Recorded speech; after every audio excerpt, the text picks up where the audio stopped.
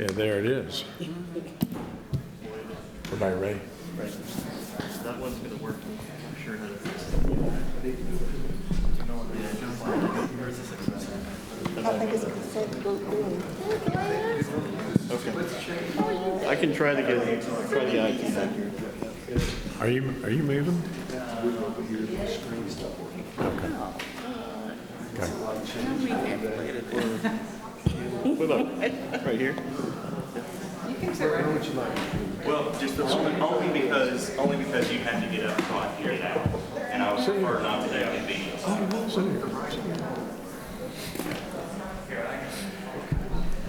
Ladies and gentlemen, this is the City of Tyler Planning and Zoning Commission meeting for March. That's a little bit of reverb. Tuesday, March the 1st, 2020. Our first order of business is to call the roll, Sheila.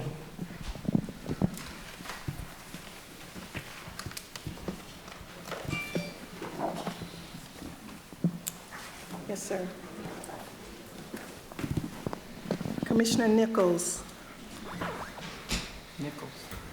Present. Commissioner Landis. Commissioner Swain. Here. Commissioner Whitney. Here. Commissioner Reed. Here. Commissioner Phoenix. Here. Chairman Hudson. Present. Before we get into our regular agenda, I just want to remind everybody, I'm sure everybody knows this is an election day, so if you haven't had an opportunity to vote, it's a good thing to do. The Planning and Zoning Commission makes recommendations to the City Council. Any item approved today will be heard by the City Council at its regular meeting on Wednesday, March the 23rd, 2022, commencing at 9 a.m. If you received a notice for this meeting, you also received a notice for the City Council meeting.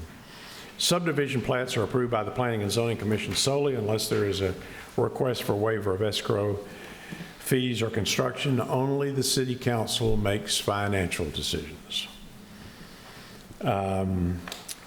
If any item is denied, the applicant has 10 calendar days to file a written appeal with the Planning Department. The appeal will then be acted upon by the City Council. If you're here to speak for or against an item, please state your name and address for the record.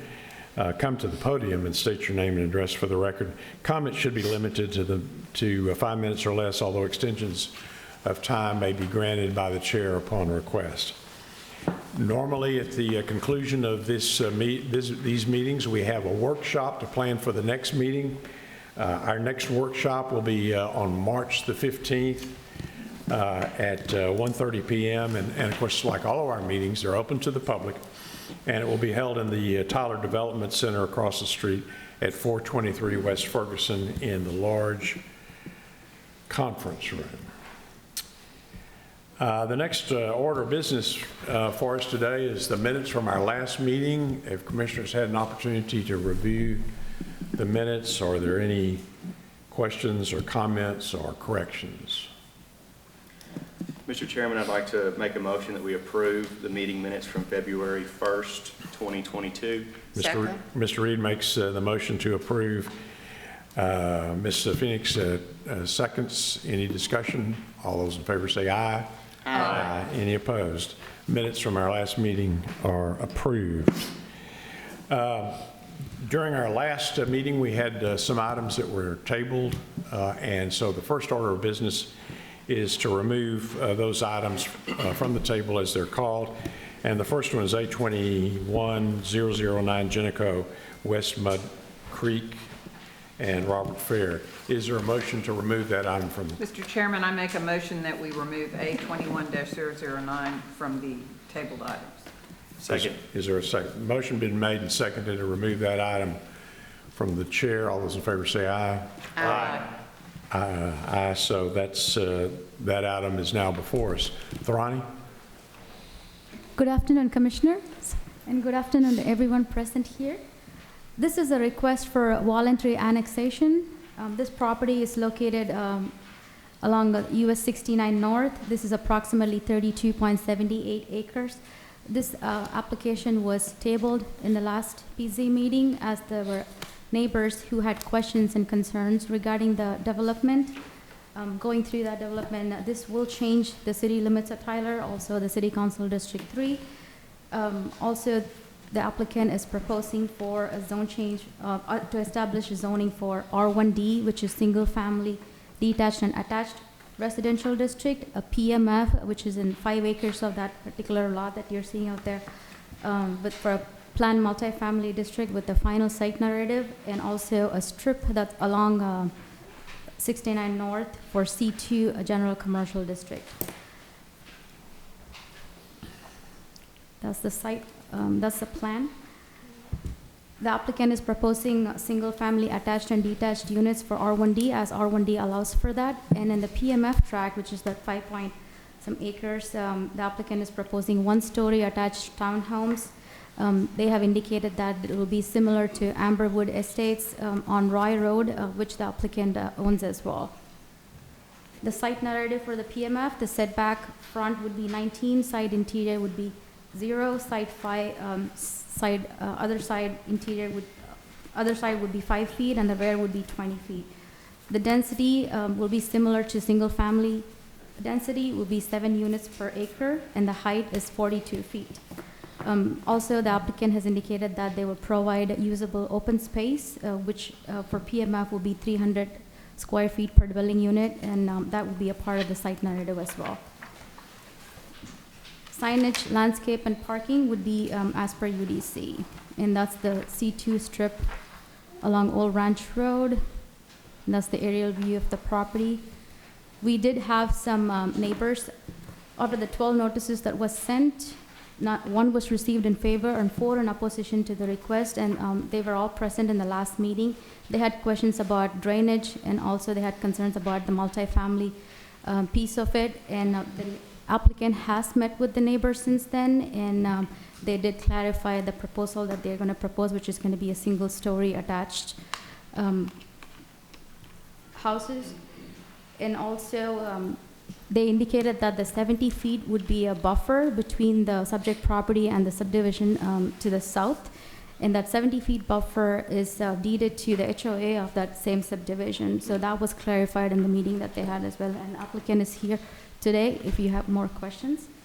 The staff has reviewed the request and recommends approval of this annexation along with the zoning. Thank you, Tharani. Commissioners, any questions for city staff?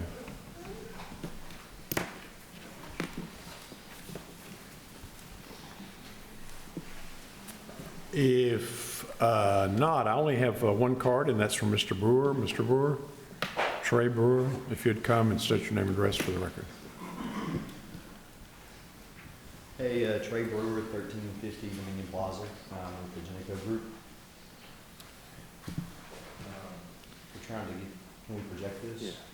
So what we're trying to do on this, on the PMF track, is something that's very similar to what we have in Amberwood on Roy Road. It's single family, all the units have garages, it's just attached. This particular area of our property is going to be a challenge. It's got a sewer easement, it's got a pond, it's got a little drainage gully that we've got to plan around, and so we wanted to keep the units down to 7 units an acre, which is comparable to single family, low density single family.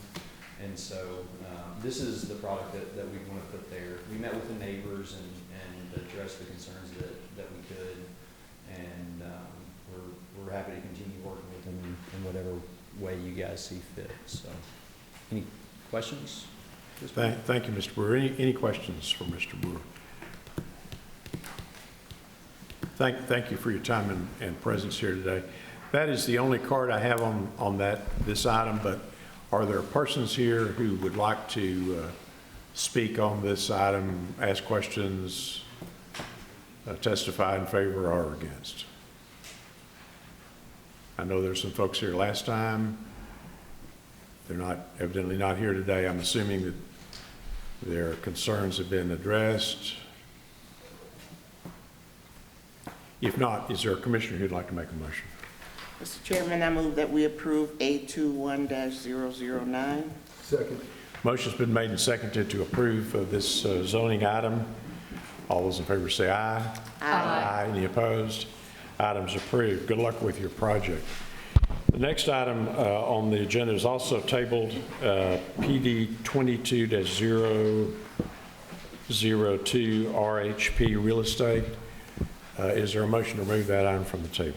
Mr. Chairman, I move that we remove PD 22-002 from the table. Second. Motion's been made and seconded to remove this item from the table. All those in favor say aye. Aye. Any opposed? Items available for discussion. Yes. Okay.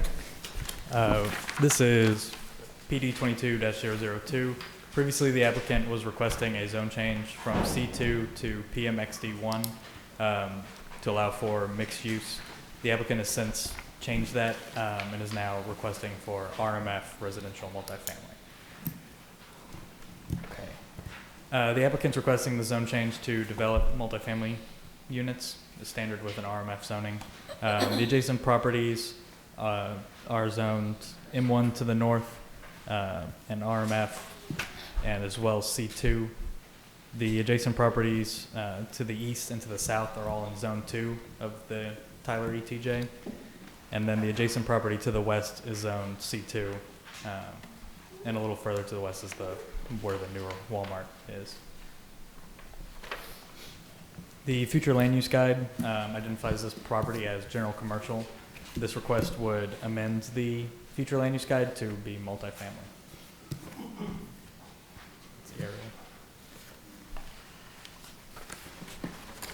Of the 10 notices that were sent out, none were returned in favor or in opposition to the request. There was one that was returned in favor when it was originally sent out, but nothing since new notices were sent out for RMF.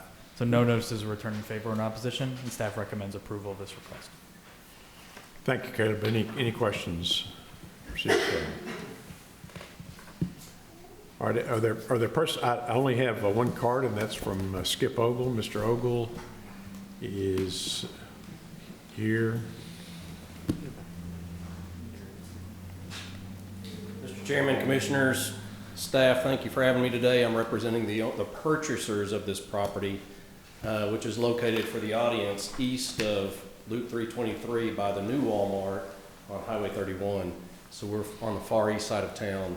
The purchasers believe this will be a great opportunity to serve a lot of the new economic development that's coming to the community, with a corridor back to the medical community and the new medical school that we're excited about. So that was the reason for the change. They felt like the multifamily would be in greater demand, so they simply requested that we correct that instead of a planned development to straight multifamily for the entire property. I'm sorry if I didn't give my name and address. I'm Skip Ogle. My address is 305 South Broadway here in Tyler. Thank you again to staff for the help through this process, and I'll be glad to answer any questions if there are. Thank you, Skip. Any questions for Mr. Ogle? If not, Skip, thank you for your time and presence. This is the only card I have on this item. Are there persons here who might want to speak on this item for or against, or ask questions? If not, is there a commissioner who'd like to make a motion? Mr. Chairman, I'd like to make a motion that we approve PD 22-002. Second. Motion's been made and seconded to approve this item. Any discussion? If not, all those in favor say aye. Aye. Any opposed? Item's approved. Good luck with your project. Next is Z22-001 RHP Real Estate. Caleb? This is a very similar request to the previously tabled item. They're requesting a zone change from C2 to RMF, residential multifamily. The previous property was right there to the east of the Walmart. This is directly south of the Walmart. The property is currently zoned C2. The adjacent properties to the north and to the west are zoned C2 as well. The adjacent properties to the east and to the south are in Zone 2 of the Tyler ETJ and are developed with single-family homes or are generally undeveloped. This request would amend the future land use guide from general commercial to multifamily. And as I stated, they're requesting the zone change to allow for multifamily development on these two lots. Of the 11 notices that were mailed out, none were returned in favor and one was returned in opposition to the request for a total protest calculation of 2.44%. The protest was generally concerned with drainage issues from that property and that further development might cause more drainage issues on the property. Staff has reviewed this application and recommends approval of this request. Thank you, Caleb. Any questions for city staff? If not, I have one card on this item. Stephen Freeman. Mr. Freeman. Just here for general comments. Gotta watch out for that camera face. Stephen Freeman, 12080 County Road 167, Tyler, Texas. General surveyor, I'm not the original surveyor on this project, but I am familiar with this area and what have you. And I think this would be a great project for, as well as Mr. Ogle's project was. This area. Thank you. Any questions for Mr. I Freeman? have a quick question. What was the concern about the drainage? I'm not familiar with that. I'm not, I don't know what that comment was or what it was directed towards. I do know there is a substantial detention pond when the Walmart went in that handles a lot of that drainage for that whole subdivision in there. So, and it was specifically designed to accommodate that development. Any other questions for Mr. Freeman? Thank you. Thank you for your time and presence. That's the only card I have on this item. Are there other persons who would like to speak on this proposal for or against? If not, would there be a commissioner who'd like to make a motion? Mr. Chairman, I make a motion we approve Z22-001. Second. Mr. Nichols makes the motion and Mr. Swaim seconds. Any discussion? All those in favor say aye. Aye. Item's approved. Next is Z22-006 redevelopment. Mr. Chairman, I need to recuse myself from this item. At this time, Mr. Reed is going to recuse himself and exit the room.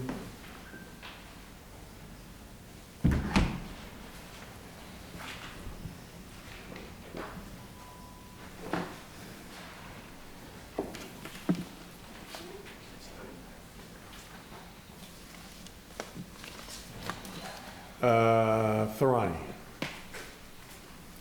This is a zone change request from R1A to R1B. Both are single-family residential district. R1B is smaller. It allows for more smaller lots.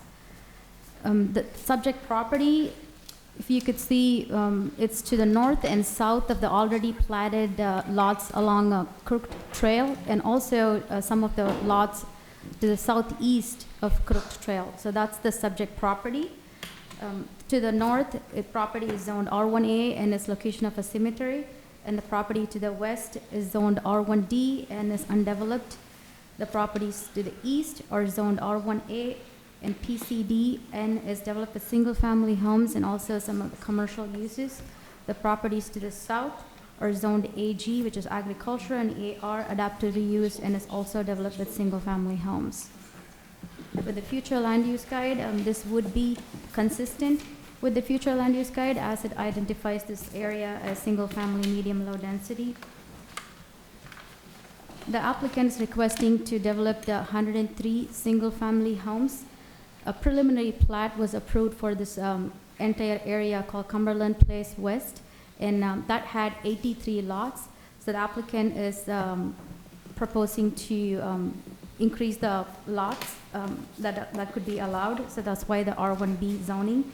This proposal would increase the potential number of lots because the minimum lot size for R1B is 6,000 square feet.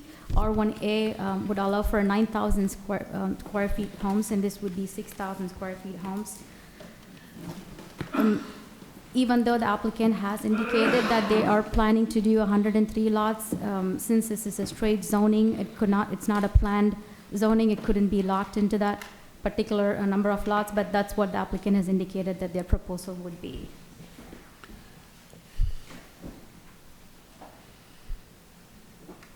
Out of the 32 notices that was sent, 1 was received in favor and 5 was received in opposition to the request with a protest calculation of 8.45. Staff also received at least 3 letters, including the one that we got today, outside the notification area.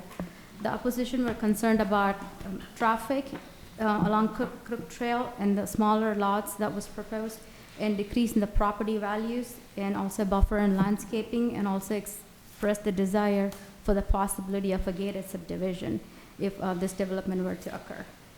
With regards to traffic, I could point out that in the master street plan, there's a recommendation for the north to south collector to serve this area. It is anticipated that that north-south collector could alleviate some of the traffic concerns that the neighbors have. Also, our Cameron, our city traffic engineer, is here. If the commission has more question on the traffic analysis and impact, also with regards to the north and south collector proposed. Staff has performed a technical review of the request and finds that it is generally consistent with the approval criteria, and staff recommends approval of the zone change. Thank you, Thrani. Any questions for city staff? Ronnie, where exactly would the north-south collector be located?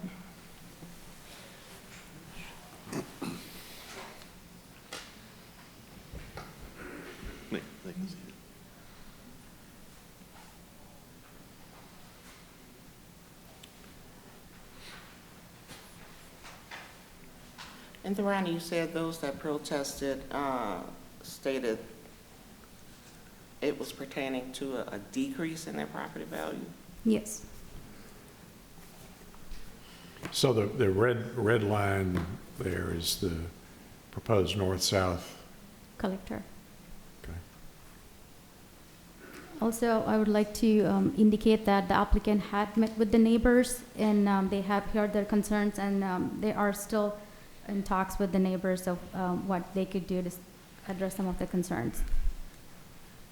And the proposed street is going through 2 lots. Are there houses on those lots, or are they empty? Right now, it is undeveloped, those 2 lots that you're seeing. They're what? It's undeveloped. Undeveloped. Undeveloped, okay. There's Cameron. Cameron Williams, I'm the traffic engineer for the city of Tyler. So since you had the question about the collector, kind of give you a little bit more clarification. So in 2021, the Metropolitan Planning Organization, MPO, did a new master street plan. And so within that 2021, a collector was proposed along Lakeway Drive that goes up through there. And so as developers come in, you're looking at this development, other development in the area. Staff has made the recommendation to realign where that collector comes in. And that's the red line that you're seeing that goes north and south. There are 2 existing homes that front Cumberland there that have basically all of that from Cumberland up to the proposed rezoning place that these tracts of land. So this amendment has been put before the MPO and is in process. It hasn't been approved at this time. So again, that's kind of going through. The current one is along Lakeway Drive, which houses front that lot. And so those have been discussions that we've had and what we're looking at from a staff standpoint. If that helps. Thank you, dear. Yeah, thanks for being here. Any other questions for city staff? If not, I have a card from Mark Priestner. Mr. Priestner. Thank you, Mr. Chairman and Commissioners. Mark Priestner, Half Associates, 1121 East Southeast Loop 323. As Tarani and Cameron both pointed out, let me turn this on.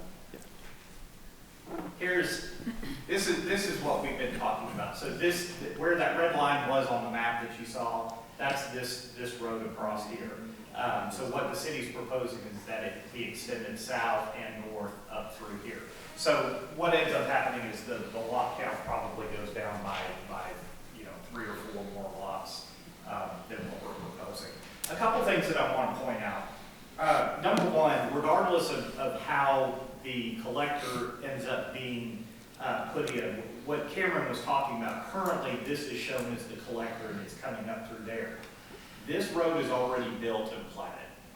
So this section's already connected, and that's why this road can't be extended up through here, because these are already platted lots. All of this property is already zoned R1A. This extension will be connected through here regardless and connected to Lakeway, extensions to the west. This is the Genico property that is zoned R1D right now.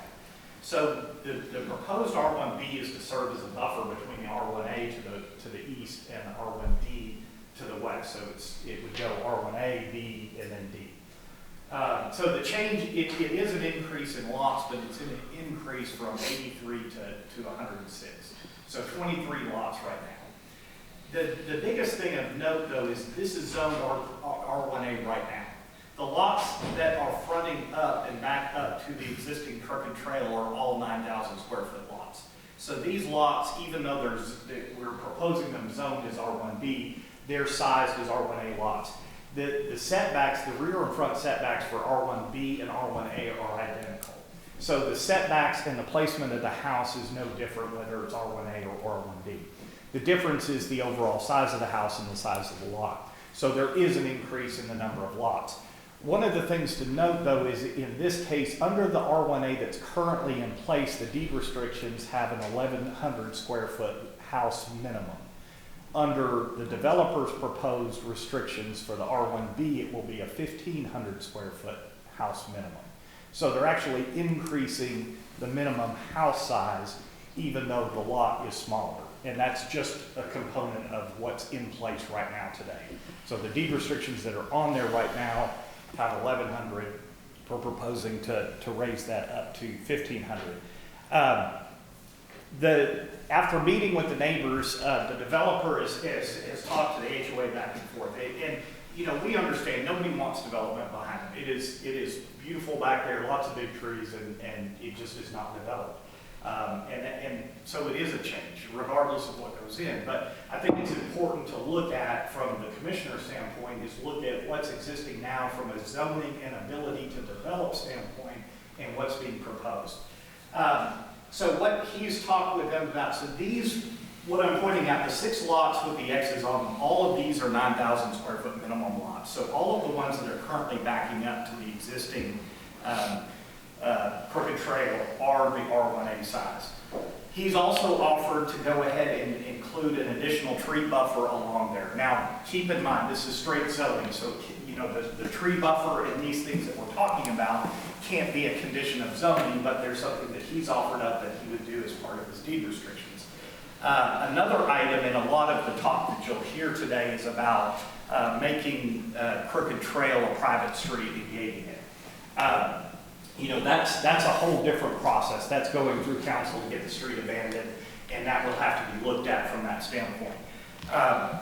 With the connections going the other way, we're not necessarily opposed to that, but that's not our ability to say, hey, let's close this street off. Because it's already in place, it's already built, and it's a public street. So we have to go through the process of you know, closing this and making it a private street, and there's a lot that goes into it.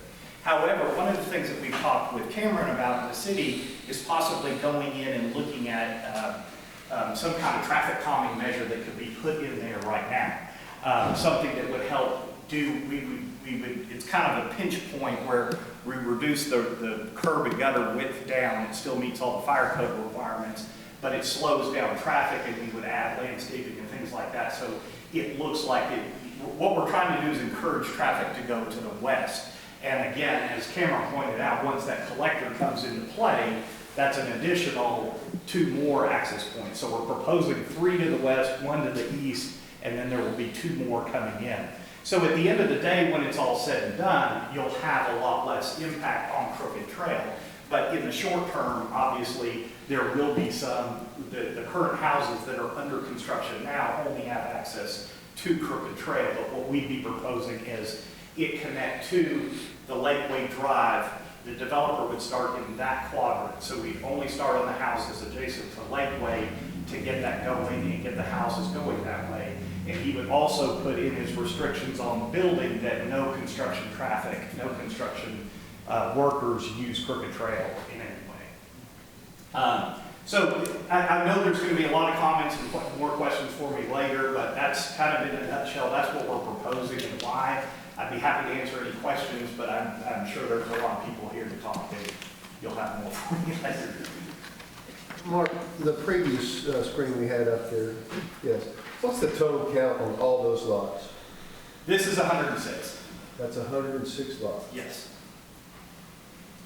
Which is up from the 83 that was, if the original plan is the cul-de-sac through here, there was 2 cul-de-sacs here that came off of this street, and then the same thing down here connected to this point, but this was a cul-de-sac. So the only change in layout from what we're showing here from what was approved originally is this connection right here. And what's the proposed timeline on the other streets? To the left? Which ones? The north side? This would be built right now. So what we're talking about, so what the developer's agreed to do is start his development here. So we'd start on this side with this connection and not do any of this until after this connection's in, and then we'd extend from here. So all of the houses that he starts building have connections into this. And then we would move to the north after the southern part is finished out. And then I don't know about the property to the west, the Genco property. I'm not sure what their timeline is. But the 2 stub outs here go to that property. So when you say the construction traffic will not go through Crooked Trail, this is where they'll be coming and going? Right, they'll be coming out of here. And part of the deal with this is the developer has purchased the remaining lots on Lakeway.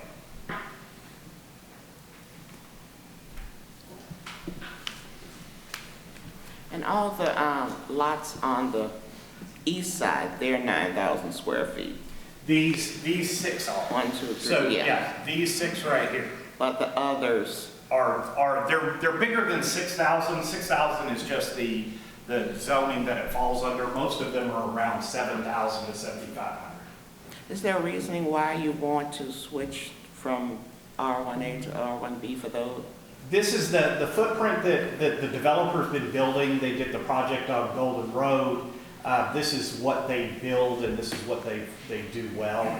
There's a project off of Cambridge Road that they did, the same type of product. This is what they like. And again, it makes a good buffer, it makes a good transition between the R1A on the east and the R1D on the west, because those drop down to 5,000 and below. And Mark, you mentioned on the west side, we basically have 3 entry points eventually when everything's done.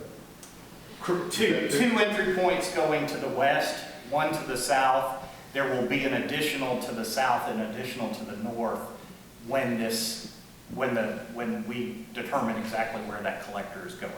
It's going to connect somehow from Prestonwood through here, whether it's going straight through here, whether it's through here, it's going to connect in some form or fashion through this property. And I want to understand about and I understand it's not part of this discussion, but what part of the street wants to become private? Crooked Trail has talked about wanting to make this section private. So basically right behind the hospital where they come in is taking that and either gating it or somehow, discouraging through traffic in some form or fashion. And again, we don't have any issue with that at all. It's not our decision to make because we don't control that right of way. That's a city right of way. The section that's been built through here has been dedicated, so that becomes a city decision. We would not be opposed to that, but it's just it's not in our ability to put that in. So you wouldn't be opposed to Crooked Trail punching all the way through back to the smaller lots? Is that what you're saying, Mark? No, we wouldn't be opposed to Crooked Trail. The residents have talked about possibly gating this so that this would not have through access through this section. And that's my understanding.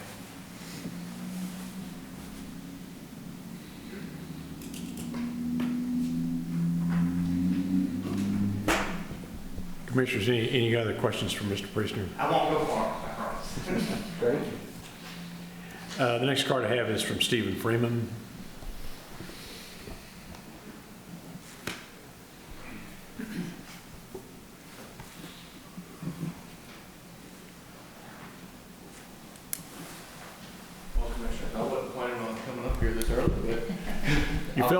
fill out a card. I know I did.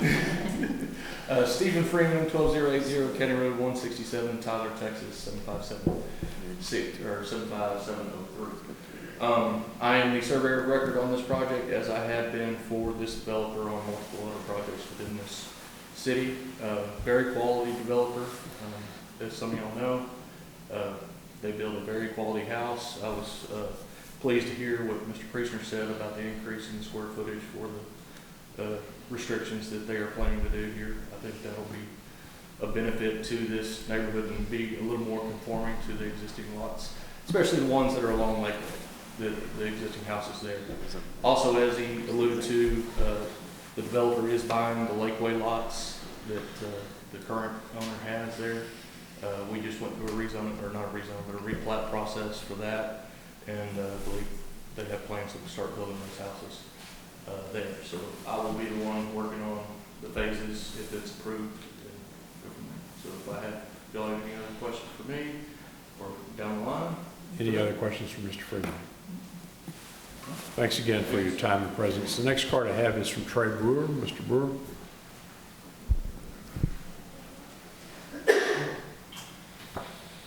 Good afternoon, Trey Brewer, 1350 Dominion Plaza.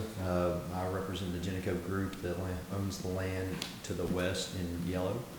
And just like Mr. Priester said, our land is zoned R1D, and that includes detached and attached houses. And so I understand the concept of a buffer, and I think R1B is a good buffer for between R1A and R1D that we have planned there. So our plans for the yellow property are not set in stone yet, but we will be using the R1D for a smaller product and maybe attached housing. So from our perspective as a lot owner on the west side of this property, R1B, and especially what side our builds, that product is, we would be happy to be neighbors with the side of our neighborhood. So that's what I think. Thanks. Any questions from Mr. Brewer? If not, the next card I have is Anwar Khalifa.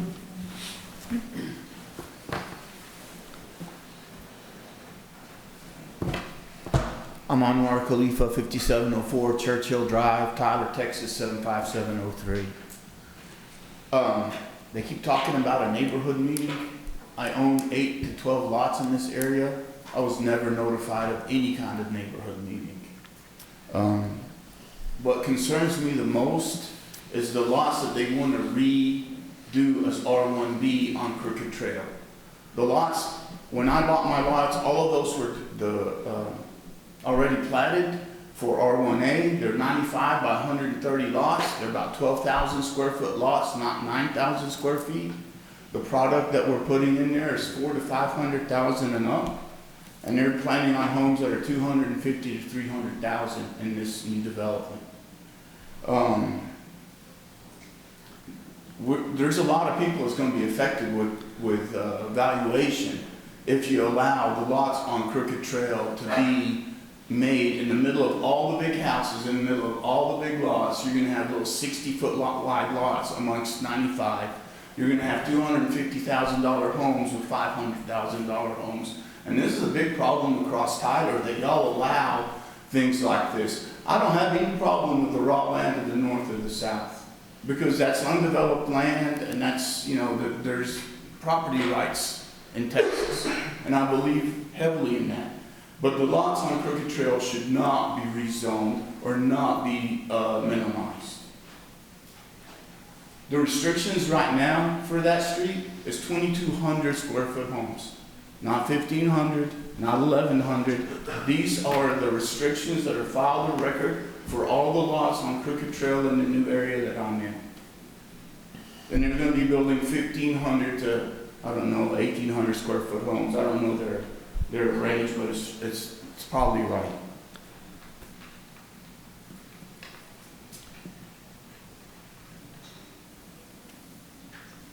So I just asked y'all to consider not including the lots on Crooked Trail in this development and leaving them alone. Thank y'all very much.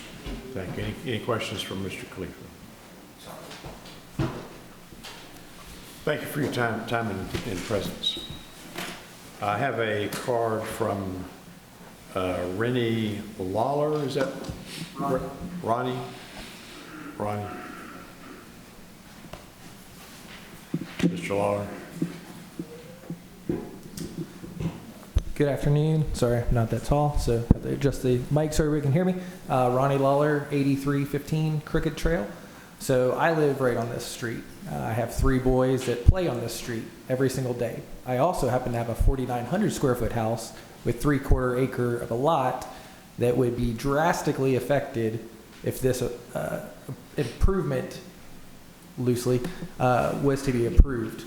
So my concern is right now we have 27 existing on the front side of the older neighborhood, that if that traffic was to increase, my kids play with a lot of these other people's kids every single day, and we don't have to worry about it because we have a cul-de-sac neighborhood that has, 27 plus homes, plus Mr. Khalifa's houses that he's currently building. My property values would obviously drastically decrease when you can see the backside of a 1,500 square foot house from my back porch. So our main concerns for myself, safety for my kids, absolutely. The traffic that's going to drastically increase. I used to build custom homes. I currently am the COO of Avco Roofing. I'm in construction, but for us, that would be some of our primary concerns. We're also looking at, according to the buffer that they want to plant with trees there, then they'd be clear cutting 60-year-old oaks and pines in an area that doesn't need to have trees removed. So another area of concern for me would be, why remove all of this buffer areas if we could just leave existing trees if they were to be developed moving forward? And then my other question is, do they actually live in any of these neighborhoods that they're building? Because those neighborhoods are not the same neighborhood that I live in. They're not one and the same. They shouldn't be on the same street. Our average house is probably a little over 3,000 square foot. So my property taxes went up this year about $100,000 in my valuation. So does that mean that next year I get to, once that gets approved, if they were to build those homes, do I get to decrease my valuation property tax wise? Probably not. But at the end of the day, my home would be drastically affected. My kids' safety, which is a huge, huge concern for all of us, because a lot of us have young kids that play out in those streets.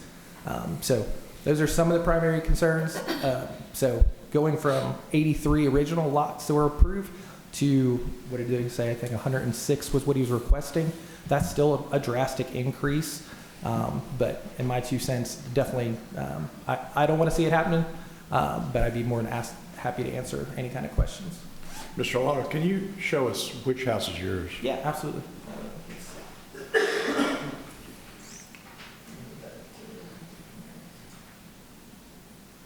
So kind of that pie-shaped one right there. Okay.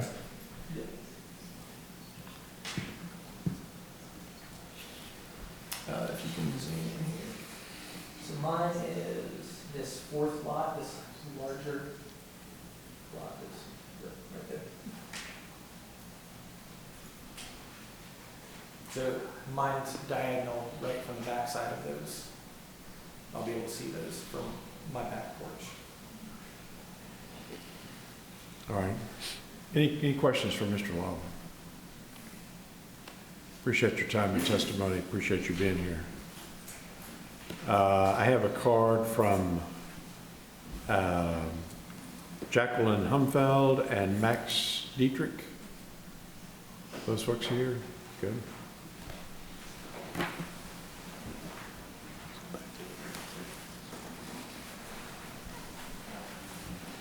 Hello, I'm new here, so please forgive me if I make a big Just mistake. take your time and be comfortable. Just state your name and address for the record. My husband, Max Dietrich, and I both own the land at 8024 Crooked Trail, which when you look at those overhead satellite views, it's a bunch of trees. But that's not what it looks like today. Today, it's a house. It is nearly completed. It'll be done in the next month to 2 months. Our house is a little bit on the smaller side compared to many of the existing houses on there. We're coming in at just slightly under 3,000 square feet. We have a relatively large lot because we wanted to have space in our lot. When we bought the house and we closed on it at the end of April, it was with the understanding of the existing zoning of all the houses. And now with this proposed change, what they're saying is that all the houses behind us and all the houses across the street from us are going to be these much smaller houses with valuations that are going to be running anywhere from $100,000 to $250,000 less than what we're already paying for our house to be built. So in general, I guess you'd say we're not too happy about this. This was a nice, quiet little cul-de-sac street that we knew that there would be future development, but we didn't think it would be rezoned.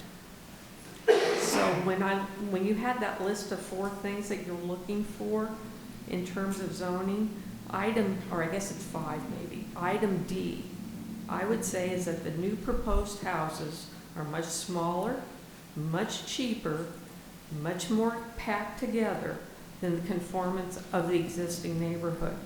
When we built, we made sure that we are building in the style of all the houses that currently exist on Crooked Trail, so that it'll become a unified whole when it's done. Ms. Hunfeld, can you show us which house is yours? Yeah. You see where the street ends, and then there's a vacant lot, and it's the next one right next to it? Yes. Okay, there's a vacant lot, the house is in, there's a vacant lot, and then you're building on the next lot. Is that Yes. correct? And I believe that both lots next to us have been sold, but all the lots across the street from us they're saying they want to reduce the size of. And of course, the houses that'll go in the back also. Any questions for Ms. Humphrey? So in a couple of people said, so when y'all say a nice quiet cul-de-sac, you're talking about the cul-de-sac that's existing going all the way to the west with no development on it. Y'all have seen that as part of it when you bought in, Yes. but the rest of this is what's kind of throwing you for a loop. Yes, it was a nice cul-de-sac little area, very quiet street, kids playing in the streets. No real through traffic because it's only people that live there that drive through there. I don't know how I really don't want to see the lot sizes decreased because I think that'll negatively impact the houses that are there. They're of a certain size with certain yard sizes, and I think that it'd be great to continue that. I thought the original zoning was an excellent idea. And because of that, I also saw no reason, we saw the plot for behind areas that we knew would eventually grow. Were zoned the same way, that they would be relatively large homes on large lots.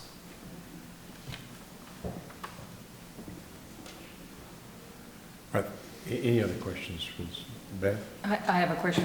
Is Mr. Khalifa, it's not for you specifically, but is he developing then houses on Crooked Trail? That's the area adjacent maybe to these? Yes, ma'am. Mr. Khalifa is our builder. He's your builder? Yes. Thanks for your time. Mr. Dietrich, do you have anything to add? What she said. You're one of the smartest men I've ever met. Wow. When we bought the property last year, we were shown a map of the area, the plats, and we looked at it and we said, this is really nice large lots, and that's why we bought it. It was a quiet neighborhood, and now we feel a little betrayed that this is even allowed to come up for discussion, that they change the size of these lots. Thank you. Thank you. Thanks for your time and presence. Any questions for Mr. Dietrich? Thank you for being here. The next card I have is Raymond Fullman. Did I say that right? Yes, I had a question, but it's long been answered. I need for you to come to the podium and state your name and address for the record, please. The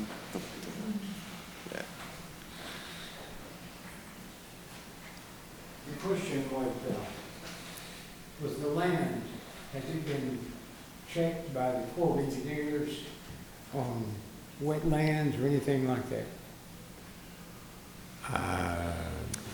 Staff would have to answer that question. Well, it's not a FEMA designated floodplain, but I believe if the applicant knows any more details about the land itself or what challenges there are, but no, I don't believe there's any federal or wetlands or anything like that. Okay.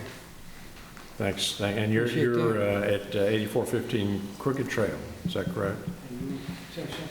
Has it not been checked for it? That's something the staff has not checked for, but if the applicant is or the representative wants to address that question, they can do that.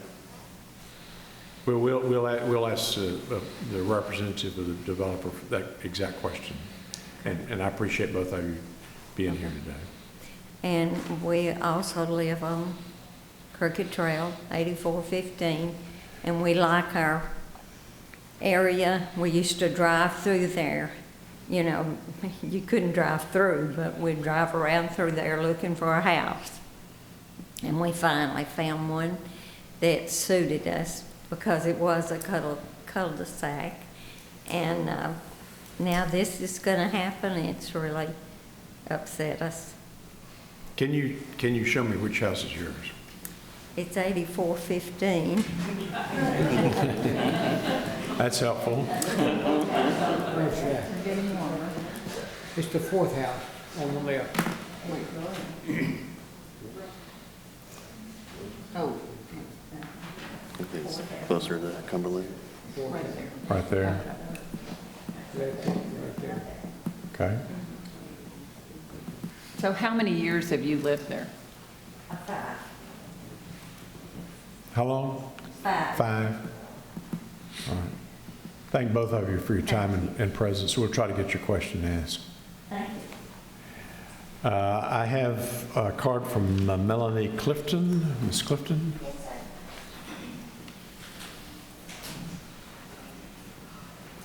So, my name is Melody Clifton. I live at 2623 South Bolt Avenue in Tyler, Texas.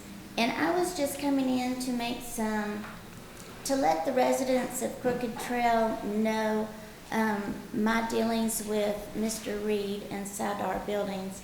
I live right behind the newest development that he's doing, the Rolling Hills. And when I first got the rezoning letter, I had so many questions, and I would email Mr. Reed, and he was always very gracious and prompt in answering my questions. And he even came out with Mr. Priestley, his land planner for Rolling Hills, and they came out and had a pretty lengthy question and discussion with me at my home concerning the land behind my home. And they were just so open and transparent about what's going to happen. And so far, everything has come to fruition as they said. I did have a little bit of a conflict with the way the surveying company cleared out some of the brush behind my home, and it was left in a mess. And he told me to take pictures of it, and he would address the surveying company about it. And I feel like he has. And then the other day, my sister was at my house, and she said, "Melody, there's more big trucks behind your home." And I emailed him and I asked him about it, and he came out and walked the property behind my house, and he said, no, he said, this is as far as it's going to go. He also brought out Mr. McNulty, which is with Fritcher Construction, his project manager, and they also walked my property and made sure that the construction guys knew exactly where to stop And Mr. McNerney even took some of his employees from the crew and made sure they knew this is where it stops. No more past that. And he's just, to me, he has been very empathetic for us, the neighbors, surrounding neighbors, and he's a man of integrity, and I don't know, he's very honest. And I'm not saying he's gonna do good or bad for y'all, I'm just saying how I have experienced it. And I'm proud to be, part of it. He's just been really Ms. Clifton, nice. thank you for your presence and your time and testimony. Any questions for Ms. Clifton? Again, thank you for being here and your You're welcome. presence. I'm sorry, the next card, I'm not sure. The name is SODYSO. I'm sorry, I can't. Is that person here? Yes. Sunny Parnell. Saudi, S-O-D-Y. Is that person here? He's way back there. Do you want to speak? He doesn't want to speak. All right, let the record show that a gentleman who lives at 2626 Old Henderson Highway was here and filled out a card against this proposal, but is not here to speak. Mr. Priestner, you want to talk about the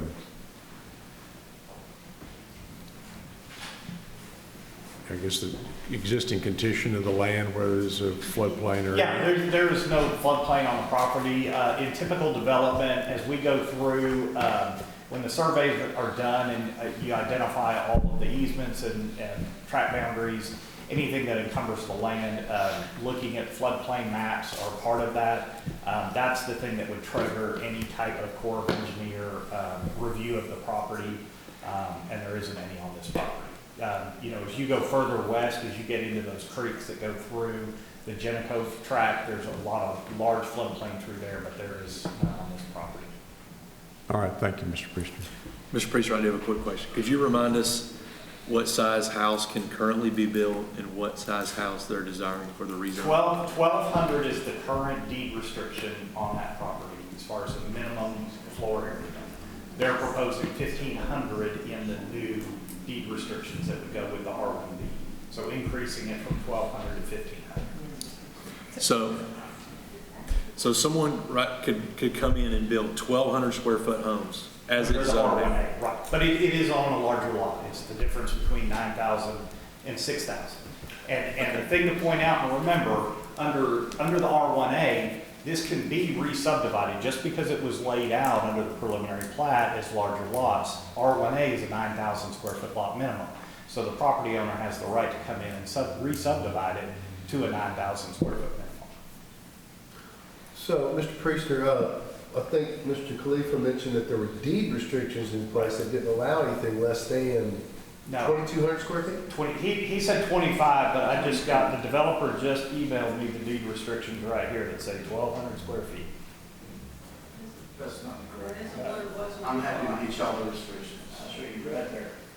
I get it. 1,200 square feet. So that's the deed restrictions that are on the property that he purchased. Okay. And then with deed restrictions, I seem to remember, so if you have a neighborhood like Crooked Trail, they're there, these people bought into it. Right. And we've got these existing platted lots along this east-west portion that aren't developed. To change those lots to a different plat, different size, all that, doesn't the neighborhood as a whole with the deed restrictions have to vote on that? Depends. Depends on how the restrictions are written for changes to that plat. By state law, on the platting of the property, as long as it meets the minimum requirements of the ordinance of the city, then those plats have to be approved. So it just depends on what there may be private deed restrictions that do address that. But according, by the city platting, no. Okay. So has that been thoroughly researched on whether or not they have to my existing knowledge, deed it has, restrictions? yes. I have a question. So how many of these lots have already been sold? I mean, how many are under construction? If you go back to this line go backwards. It'll right there, next. Wait, go back up. Yeah, so all of the ones that are not in green on the screen. You flip it back. Oh, we got the wrong ones. Can you do I'm that? sorry, hold on. I'm looking at the different.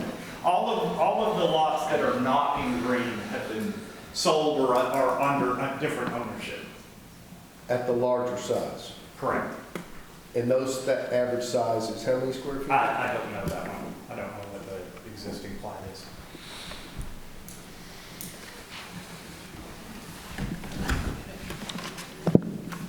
And then also, Mark, I know the young lady that just spoke mentioned that you and Mr. Reed went with them at their neighborhood, had meetings. Mr. Khalifa mentioned that he wasn't invited to any meetings, even though he owns 8 lots. Did y'all have neighborhood meetings with these? Not with Mr. Khalifa. We had neighborhood meetings with all of the Crooked Trail, HOA. I mean, not everybody. There were various, a number of, I met with 2 different groups. I know that Mr. Reed talked with many people, exchanged emails, but it was all people that were in the existing Crooked Trail subdivision or addition.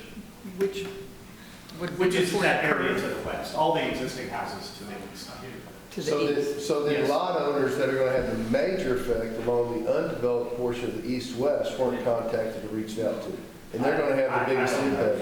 I can't answer that. So the develop, no one I mean, you're representing the developer, but no, okay. So, Mr. Priestner, just so I understand, if the developers that are proposing this, they could go in tomorrow, and the only thing they're trying to gain is the smaller lots. Width, yes. Width, okay. But they could go in tomorrow and put 1,200 square foot homes on these tracts, no questions asked. Correct. I wonder, we can't take a straw poll, but has that been communicated clearly to some of the folks that have an issue with To the this? best of my knowledge, but again, you know, nobody wants new development behind them, and you know, I get that, I understand that, and change is very, you know, it's gonna be a through street regardless of how it's developed. Even as R1A, it still has the connection out to Lakeway Trail or Lakeway Street. So it will, you know, it will become, it's a changing area, it's a growing area. You know, and that's not even to say what's going to happen when the Genneco tract develops as well, because that goes all the way up to Prestonwood.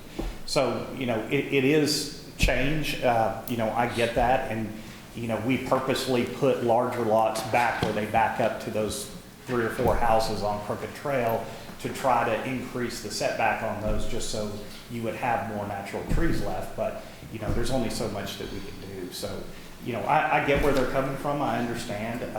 You know, it's a product that's worked really well. We haven't had any issues on where we have it in.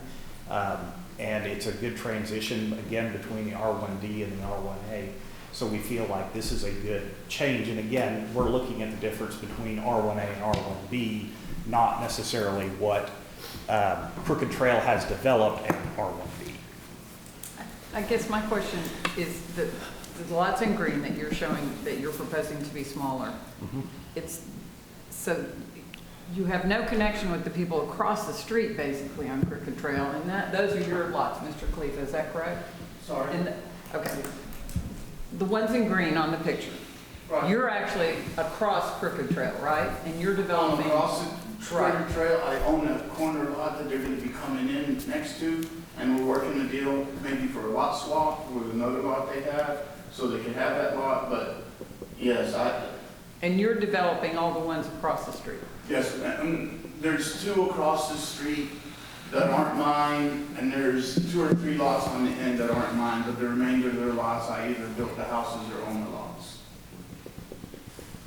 So the people in opposition, none of these are existing, they might be under construction, is that correct? There's people living in those, there's 2, 3 occupied homes right now in the new section, and we're building 3 or 4 homes right now.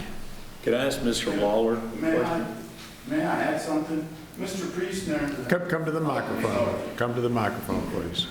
Mr. Lawler's first. Just to be clear, I'm not opposed to development, like he said. I'm opposed to developing 12 to 1,500 square foot houses in the same neighborhood that we have an average house of 3,000 square feet. That's what I'm opposed to. Are you aware that that can't happen though without? No, that was never brought to my attention. I mean, if that was a meeting that I would have been at 100%, if I knew that was what was up for discussion. We bought our house there almost 2 years ago, and once again, hearing from some of our other neighbors, the reason why we bought in that neighborhood, we moved from Sulphur Springs to come here, and we bought specifically in that neighborhood because we wanted to feel secure. We wanted our kids to be able to play and run and have fun and be safe. And then also we wanted to be in that type of a neighborhood. There's nothing wrong with 1,500 square foot homes. Nobody's questioning that. What we're saying is they should not be connected to houses that on average are 3,000 square foot house. That doesn't even make sense.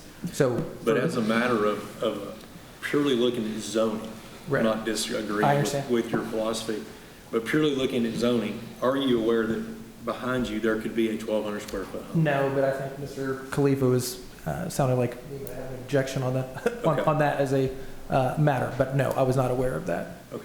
Did any of the neighbors check the deed restrictions to see? I have. You have? I have both.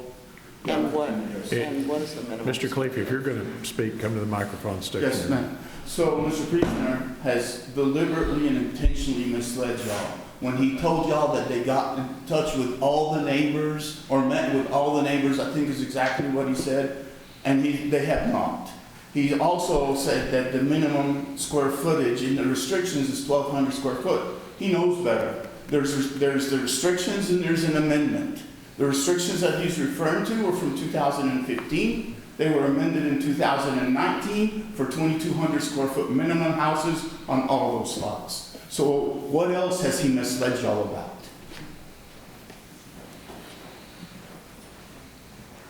Mr. Priestner, I think we're just about, I don't have any other cards on this item. I didn't get to turn mine in. Please, well, if you want to speak.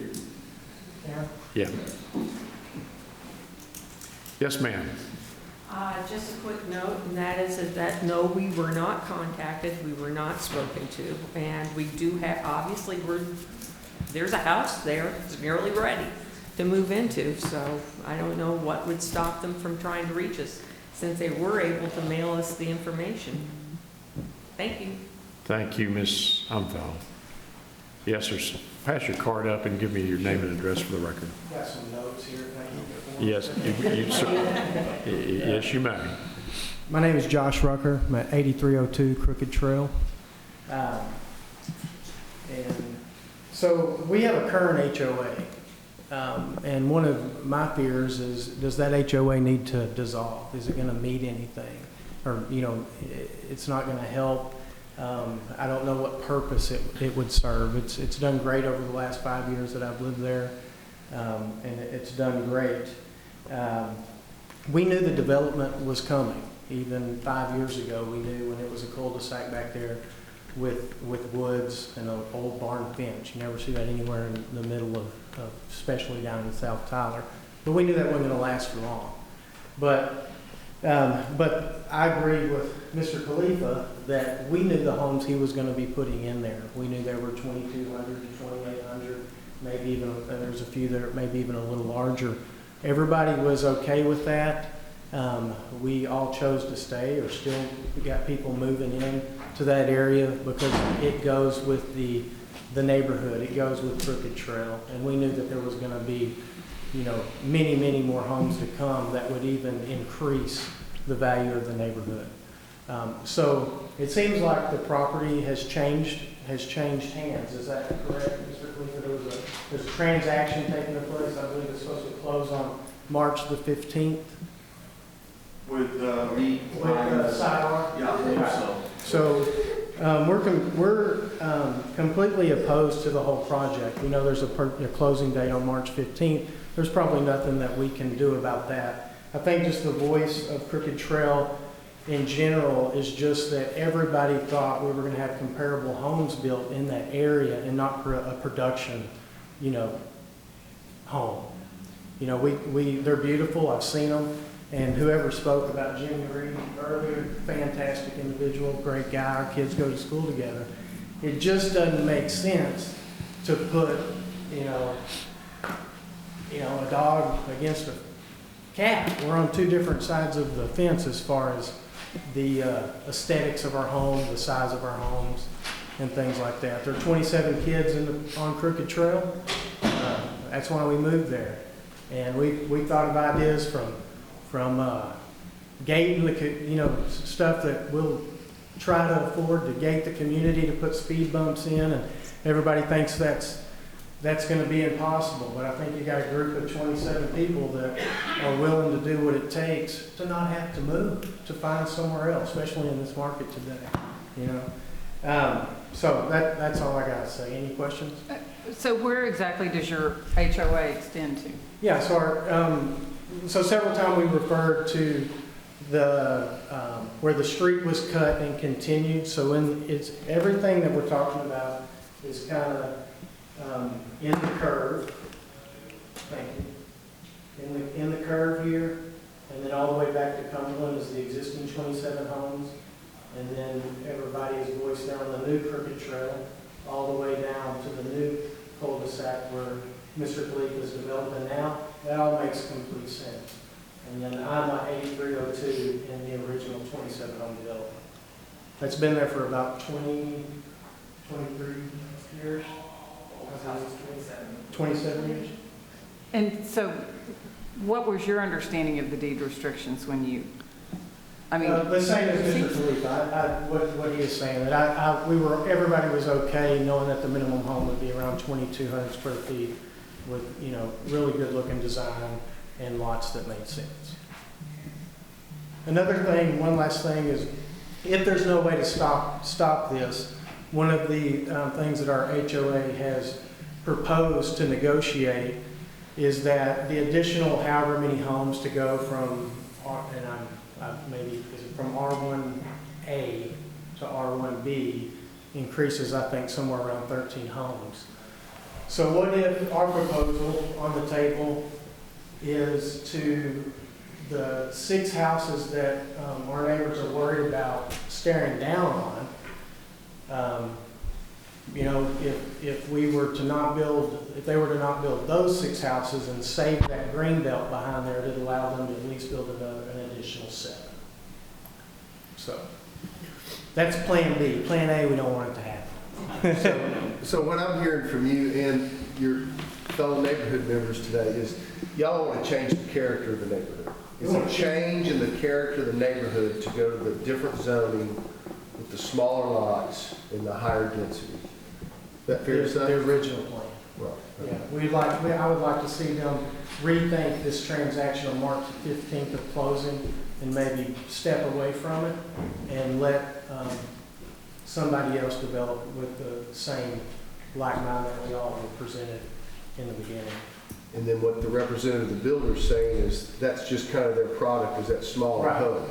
Exactly. But they're probably smart enough and swift enough to adapt, wouldn't you think? We had the conversation in people's driveways, about especially today where we're at right now, can you make a living on quality over quantity? He said that's not the product we make. Completely understand. Yeah. Thank you. Mm-hmm. Thank you. Thank you, sir, for your time and presence. Yes, ma'am. If there are others who would like to speak, please come to the microphone. Yes, sir. If you state your name and address for the record. Bruce Cannon, 828 Crooked Trail, and I live next door to Josh. I have 9 kids. So, and I'm sorry, I apologize up front. I'm a little ADHD, so I bounce around a lot. All right. So the question, we apologize. We met as an HOA, which the HOA ended where the original cul-de-sac was. It doesn't So, stop there. Pardon? The new ones are annexed in, that's why I'm coming up here. Oh, in the HOA? Okay, so we're in the HOA. Okay. Yeah. It's news to me. So, and something that you said, or someone said earlier, you may be able to. If you'd try to You may be address able your to, comments to us. yes or no. We've always heard they're going from 96 homes to like adding 13 lots. Today I thought we heard 86. Did I not hear 86? Did I hear 86 today, that it was going from 83 to whatever? Was the 83 included in 27? Y'all please. So I'm not sure where that came from. I mean, we've never heard that it was platted for 83, and now we've heard 96 or 93 adding 13% more homes. I have a question for the engineer, I guess the road guy. When is that red road going to be cut through? What's the time frame on that? Anybody know? There is no time. Is he gone? We don't. Is he gone? We don't have a time. I mean, are we talking additional traffic coming up Crooked Trail? Because you know those homes that come Lakeway that hit Crooked Trail are going to come right and go out Crooked Trail. So, I mean, we're talking another 13% more traffic. The lady that spoke, Miss Clifton, we have no concern about the honesty of SIDAR. We've met with them several times, upfront people. But what I'd like to ask her is the homes, and you may know, the homes that were built behind her, what size was her home? Do you have an idea what the area was? What size home do you have? You? Yeah. 2,500. What if we built 1,200 square foot homes next to you? These are 1,500 square foot. That'd be okay. Good. I'm just saying, it's not what can we do, it's what is right. What's the right thing to do? Going from average 3,000 square foot home to 1,500 or 1,200 they say they can build? Anyway, I hope y'all consider all this. Thank you. We will. Thank you for your time and presence. Yes, ma'am. If you'd state your name and address for the record. My name is Tammy White. I live at 8403 Crooked Trail. We've lived there for 20 years. Our home is 3,800 square feet. I had a real estate agent run the comps on our home. It would sell for $599,000. We were told it would probably sell within a week. We have a lovely neighborhood. If these homes are built, the traffic in front of my home will increase by 800%. I think that's ridiculous. We were told when Mosaic bought the property, the homes would be 2,200 square feet, the smallest ones, but they would be more like the original Crooked Trail edition. I live beside Ronnie. His house is over 4,000 square feet. The house on the other side of me is over 5,000 square feet. It has 5 bedrooms, 5 bathrooms. These are very nice homes. They're older homes, but they're nice, and they have maintained their value because our HOA has been very active in protecting the neighborhood. And I certainly don't want a 1,200 square foot home around me. And we were never aware of that. When we bought our home 20 years ago, we were told that the homes would be bigger there if it was ever developed, that they would, be just like ours. So I feel like we were misled. That's a possibility. Ms. White, thank you for your time and presence. Any questions? Are there other persons? Yes, sir. If you'd state your name and address for the record. Yes, my name is Chris Clifton, and I live at 8204 Crooked Trail, and I live close by to what's being proposed. I'm on the original side of the Crooked Trail property. And my biggest concern is, why are we adding 23 extra homes when that could be 46 more cars driving down our street every day? And as a collector, we need more information about this. Has it been approved? When's it going in? Is it going to be in later, 10 years from now? It's just multiple things I think we need to delay or look at this, or just keep it closer to where it is now on the original 83. I've got 2 children, and I enjoy, like Ronnie said and other people have said, I feel safe with my children going outside and playing with the neighborhood kids. I don't worry about traffic. I don't worry about other things coming through. With the cul-de-sac the way it is now, if it's pretty protected from outside traffic, there's no way out. I realize that's going to change.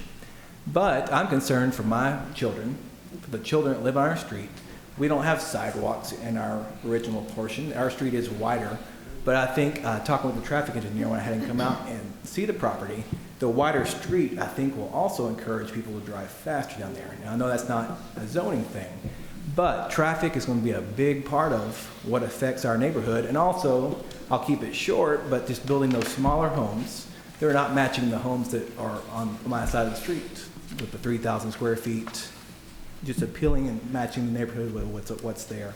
And if you'd like, I could show you on here. I'll keep it short where I live on the map. Please show us where you live. I live right there. Okay, and also that little green zone, like Josh said, I think negotiating with the builder, maybe taking that part of that street, putting cul-de-sac, leaving the existing pines and oaks there will help create a barrier like was presented earlier. And so I think that will help with our neighbors, especially, I know a neighbor is not able to be here because her husband is at home with medical issues. And she, as you look off those properties and look down the hill, you're gonna look directly into this neighborhood versus sitting on your back porch and still seeing trees. You might just think about that. Okay, thank you. Any questions? Any questions? Thank you, sir, for your time and, all right, thank you. Presence. Yes, ma'am. Could you state your name and address for the record? Shantae Murphy, I'm at 8314 Crooked Trail. I'm also the president of the Cumberland HOA. So I don't know if this will help, but you can pass these around. These are my only two copies, but these are what Mr. Mosaic, when he owned it, had proposed. And so this is what everyone's kind of expectation was. So that maybe that'll help everyone kind of understand how that was changed, that original was altered. The builders have reached out to us and met with us. I want to touch on the issue of the restrictions on the deed. And I understand the problem. I don't understand the answer, so perhaps someone here will. The additional homes that have been built at the west side of Cumberland, as they have been built, we have annexed each one of those in to the HOA. With that being said, there are home size restrictions and some other things. I can get a copy of that for you guys. But what I don't know is how it affects is because the lots that, specifically the ones there, which will be the new part, but the south side of Cumberland, of Crooked Trail, because they weren't purchased yet, and a homeowner, those have not been annexed in. I don't really know how that works, though. I don't know how, because those homes that the couple that spoke back here, that was when they annexed in. That was their understanding for Cumberland Place, that neighborhood. Because the other ones aren't sold, I guess they don't necessarily fall under those restrictions, but again, that's me understanding the problem, but I don't really know how that works. So maybe someone here can help answer that, or maybe it just needs to be reviewed. Well, the Homeowners Association and homeowners restrictions are beyond the purview of planning and zoning. Okay. Any questions for the president of the Homeowners Association? Thank you for your time and presence. Are there other persons who would like to speak? If not, Mr. Priestner, I'm going to give you the right to close if you should choose to take it. Again, I understand, development is hard, but again, the thing that we want to point out, especially looking at even what was presented to them as part of the R1A, that development goes right up to the back of those existing houses. It's a 25-foot setback. It's R1A. So, this is, under the R1A, it's 9,000 square foot lot minimum. We have the deed restrictions that we have a 1,200 square foot minimum house size. This is a good transition between the two. Most importantly, when you start looking at the collector and the presence of the collector there, the fact that the city is looking at putting it through there, these need to be a little bit more dense where they're closer to that collector. So that's what's going to pull that traffic. As with any traffic planning and transportation planning, you're going to look at those areas as drawing the traffic. So this is being designed in a way that it pulls that traffic away from Crooked Trail. Yes, it will have an impact. Any development is going to have an impact. We're trying to minimize it. We think this is a good product. And again, we're doing everything where we start from the west where it's connected to another road and not yet connected to Crooked Trail to get those traffic patterns going that direction. So we think it's a good product. We think it belongs here and just appreciate the vote on it. Thank you, Mr. Priestner. Mr. Priestner, the Lakeway Drive where we're bringing the construction trucks into, that's correct? That's Correct. the avenue of approach? Yes. Is that going to be paved, or that's going to be abandoned to go to the one to the east? No, that stays in place. There's houses on it. So there's houses on that? Yes. So then that entrance to the back of the cul-de-sac just hadn't connected to the It stays in place. Can you pull this one back up? This is Lakeway right here. Okay, got This it. is that end, that road that curves off. It stays in place. That's a connector that stays in here the whole time. So even when the connection comes through and the collector goes north and south, that's going to stay in place. So then when we see this start to be developed, that collector is going to be finished out, and that Lakeway is going to be there as an entrance exit point. That's correct. The unknown, this section through here, the collector will be built, if this is the route the city determines is the best route, the collector will be built as part of this subdivision from property line to property line. We don't know the timing going south or north, but this section and this collector up and the connections out will remain in place.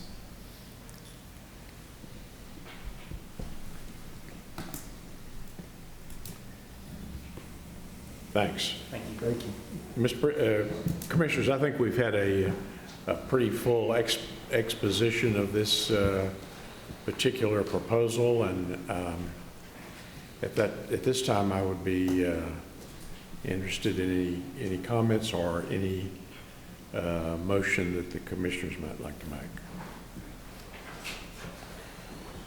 I feel like this is one of the ones where maybe the neighborhood owners and the developer meet a little bit more on this to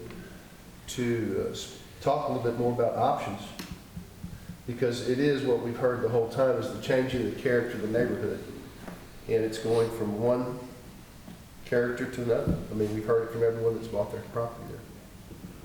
And I understand that traffic is one of the issues that came into play, but I also heard more than anything, the, like you said, the change of the echo structure of the neighborhood with the kids playing in the streets and things of their property value. It's just too many components in place that's in opposition. I think that if there's any way that the applicants could meet with the neighbors and see if they can come to a consensus, and if there is an option to do, the 5,000 square foot homes on the side that, you're trying to make the R1B, if that's even an option to make it conducive to the other homes that are already built, so at least the property value won't be affected. Other comments from commissioners?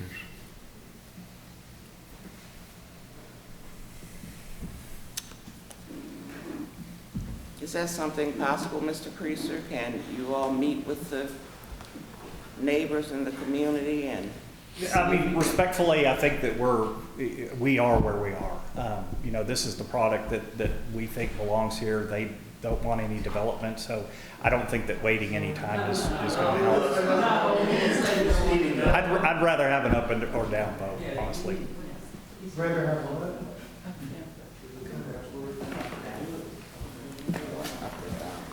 Then I would ask for a roll call vote. All right, well, I need to, we will have a roll call vote to make this clear, but is there a motion? Mr. Chairman, I make a motion that we table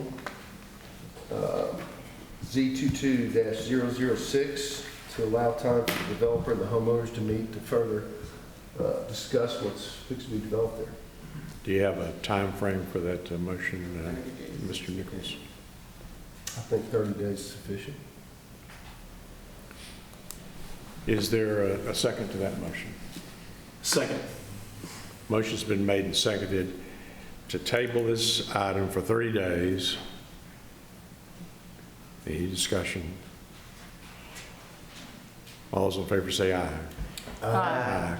Any opposed? Let me just say I appreciate everybody's time and presence here. That's why we have these meetings for the public to be involved, where the decision is to table this item for 30 days, and that means our next meeting, Kyle, is April 4th, I believe. April the 4th. Let me confirm. And for those who are interested in this item, you're not going to get another notice in the mail. You're not. This is your notice. April the 4th. April 5th. April 5th. April 5th. Always the first. Same time, same place. We thank everybody for their time and presence. At this time, the commission is going to stand in recess for about 10 minutes. 10 minutes.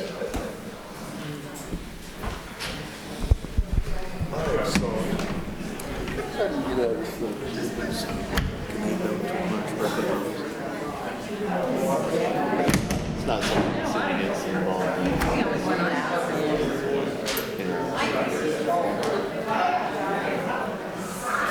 Really, the buildable area, I think.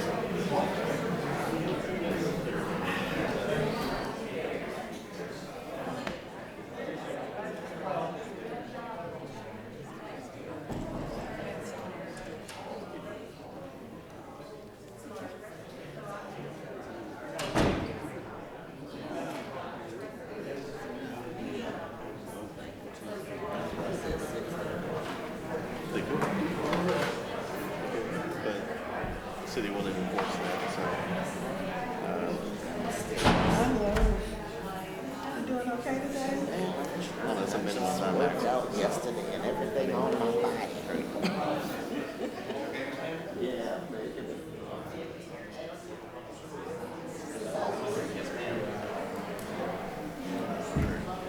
Smaller building area than the others.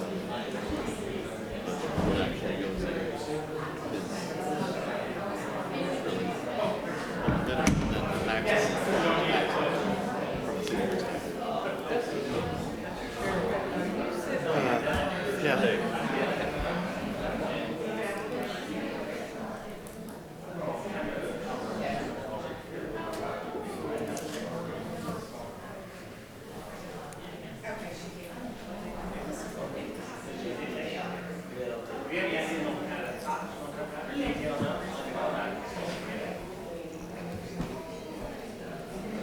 So Kyle, can I ask you a question? Am I allowed to ask you questions about this? I just want to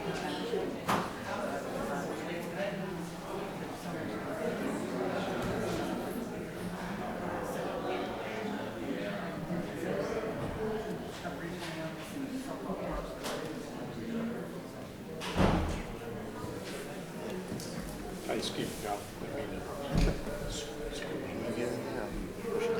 If I were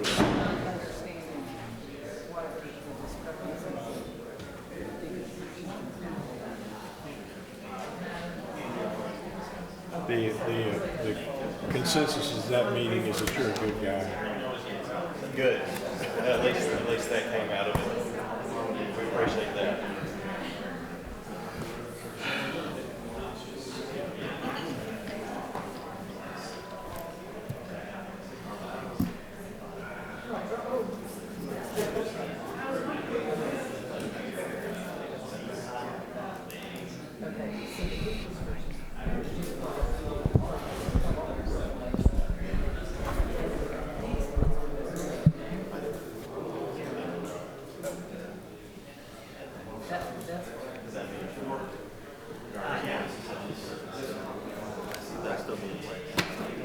But if part of the HOA would be part of their restriction, I mean, you said, is that an okay. Even if it were to be. Right.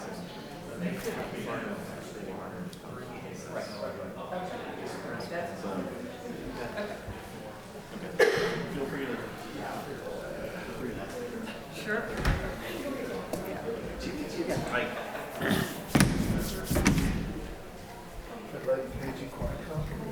Oh, good.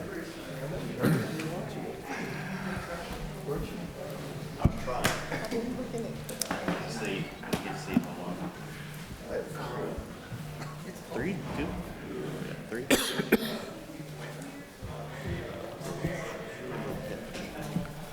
Okay, I got 320 till.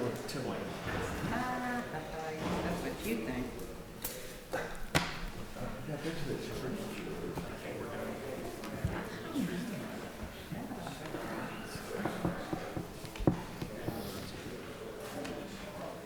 What's next? The Cecil, 13 minutes? Cecil Lester, I don't know. I doubt it. Since you got a quorum, can I excuse myself for that call when it comes? Which one? Since we have a quorum, I got to tell them to call at 3:20. There's something I could excuse myself from?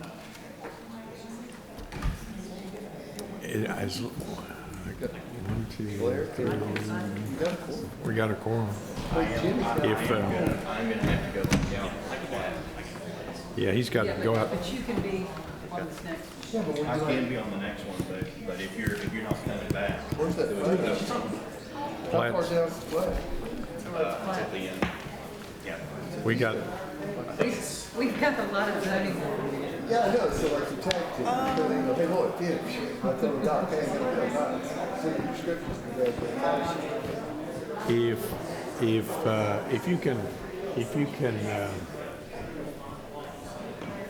stay for the next one, come back for Mr. Reed's, the plat he's got to recuse himself for. We'll have plenty of time, 'cause you got that one. Yeah, that's gonna be fun. That's gonna be fun. It's gonna be exciting. Giant signs. Yeah. Sir? We have 6. Yeah, I'm gonna step out, I gotta tell him about a call, but I can come back in and see the stuff out. I've been That would be good. using the back page. That would be good. I had these, so I think he's got a complete one. Yes, I did.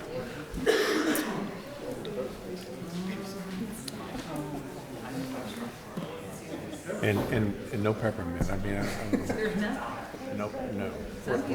What kind of a deal is it? I said 10 minutes, so we're gonna.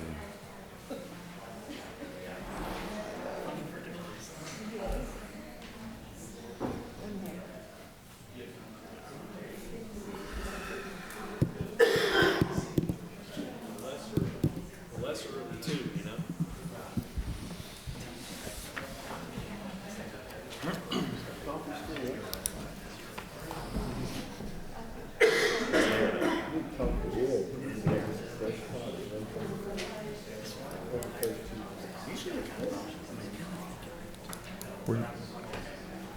Hey, Blair. Blair, we're gonna have a couple of people stepping in and out, so don't leave. Okay.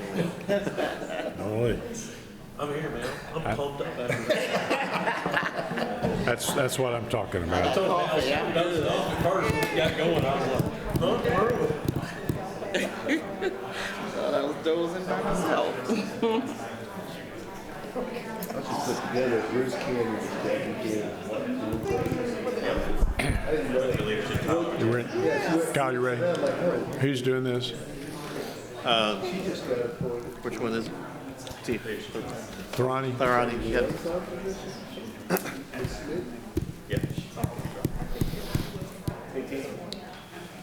All right. Ladies and gentlemen, the commission's back after a short recess. We're back in session, and the next item on our agenda is S22-002, Cecil Lassiter et al. Tharani? This is a request for a special use permit in order to sell alcohol in the property. This property is located to the south of the intersection of Loop and Broadway. The property to the north is C1, that's a retail complex and also a gas station that was recently built. The property to the south is PMXD1 in its Chase Bank location, and the property to the east is the Tyler Legacy High School, and the property to the west is the Broadway Square Mall, which is on PCD. The city of Tyler has adopted the state of Texas TABC regulations, which states that, which prohibits the sale of alcohol within 300 feet of a private or public school. And if you could see that on the Tyler Legacy High School, that's across Reed Raider Drive, that's almost 60 feet. And so that's why there's the requesting a variance, and that could be done through a special use permit that's listed as per our ordinance.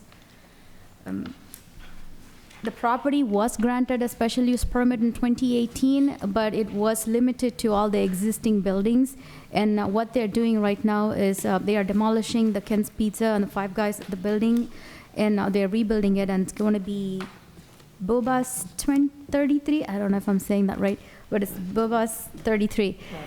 And so in order to be adding this new building, so they have come back asking for the request. This will technically be considered as a renewal of the special use permit, just because it was limited to the existing buildings back then it was when it was approved. And that's the aerial view. And out of the 8 notices that was sent, none was received in favor or in opposition to the request, and staff recommends that this special use permit be approved, but limited to the existing buildings or suites on the property and not including existing footprint expansions. That is because in case if they were to, in the future, they were to change the layout of all of the buildings in the property, since the school is close by, we want to make sure that they come back and ask so we could review it then and analyze it and then show us the recommendation. So the staff recommends that the special use permit be approved to the limited existing buildings. Thank you, Thrani. Any questions for city staff? I don't have any cards on this item. Are there persons here who intend to speak on this item for or against? Anybody? Anybody here to represent the applicant? All right, are the commissioners, is there a commissioner who'd like to make a motion? Mr. Chairman, I make a motion that we approve S22-002. Second. Motion's been made and seconded. Any discussion? All those in favor say aye. Just to confirm that it would be limited to the existing building suites on the property, not including existing footprint expansions. Just to want to confirm that that's what we're agreeing to. Is that That's correct? what we're agreeing to, and that's Okay. that's what the Thrani. And is that your motion? Yes, it is. Ms. Whitney, is that your second, Mr. Swain? Yes. All right, all those in favor say aye. Aye. Any opposed? Beth, I apologize. I didn't call the roll, did I call the roll? Just a second. No, I really No. meant to. The next item, that item's approved. Next is Z22-004. Evelyn Zarate Aguilar. This is a zone change request from R1D, single family detached and attached residential district, to R2, which is our 2-family residential district. Applicant is requesting the zone change to allow the existing use as a duplex. So currently that property has a duplex on it, and they are just requesting so that it'll be under conformance. The property to the north and east, RMF, and the property to the south is R1D, and the property to the west is C2 on RMF, and most of them are developed with single-family homes. Other than the west, there's also a church in that C2 zoning district. The future land use guide, this would be consistent since it identifies the property as single-family attached and single-family attached. Little bit of history, this property was just recently rezoned to R1D. That was for them to subdivide the property into 2. There was another garage apartment and also another house on that property, so they just wanted to subdivide it, and then now they're coming back now to make this one as conformance to, they're coming back for R2. Out of the 34 notices that was sent, none was received in favor or in opposition to the request. Staff recommends approval of this zone change. Thank you. Any questions for Thrani? I don't have a card. Are there persons here who'd like to speak on this item for or against? Is the applicant here? If not, is there a motion? Mr. Chairman, I move that we approve Z22-004. Second. Motion's been made and seconded to approve this item. Any discussion? All those in favor say aye. Aye. Any opposed? Item's approved. Next is Z22-005, Pleasant Grove Baptist Church. Ronnie? This is a zone change request from R2 to Family Residential District to C1, our light commercial district. The applicant is requesting the zone change to allow a daycare. Right now, the current location of that property is the church, and they're requesting to allow for a daycare to be operated in the church. The property to the north is zone R2 and C2, and there's a credit union on it.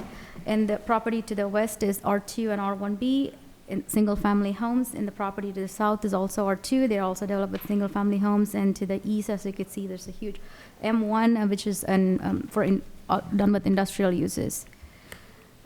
Future land use guide, since this is kind of a midst of the single family and the industrial usage, this is right now identified as single family medium low density, but this would change to commercial, light commercial with their request.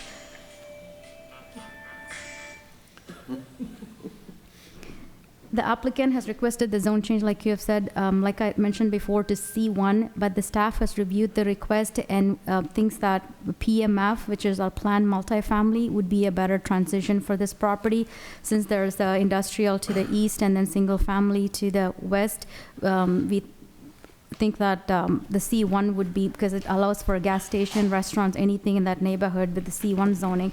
So the planned multifamily with the site narrative, which allows just for the daycare and also a church uses, is what we are proposing. That's the property. Out of the 15 notices that was sent, none was received in favor or in opposition to the request. So with the PMF, the future land use guide would change it as a multifamily and not the light commercial district. Staff has reviewed the request and recommends not C1, but PMF, which is our planned multifamily with site narrative that only allows church and daycare uses. Did you speak to the applicant about changing it to PMF? Yes, they okay agreed. with it? Okay. Any other questions for city staff? Thank you, Pamela. I have a card from Adrian Barnes. Ms. Barnes.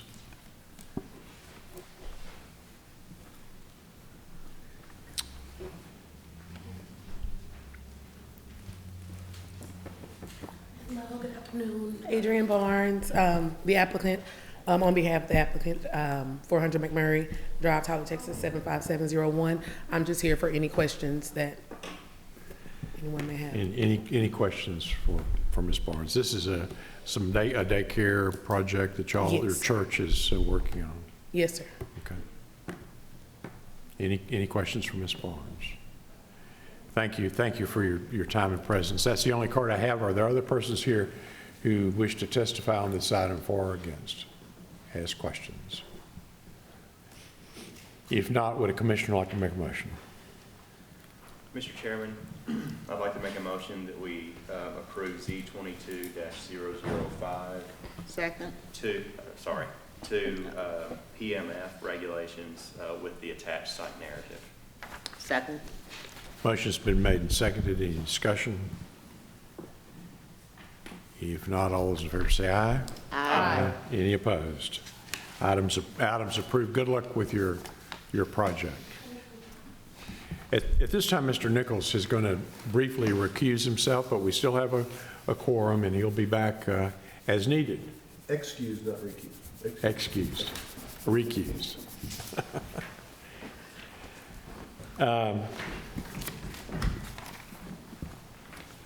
All right, Caleb, the next item is C22001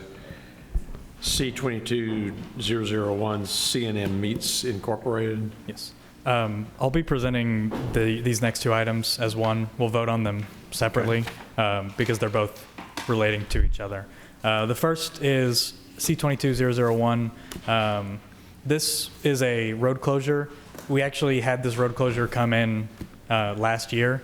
This is the same area that's being closed. Under the conditions of the an approved road closure. If the property is not replatted within 6 months, then the property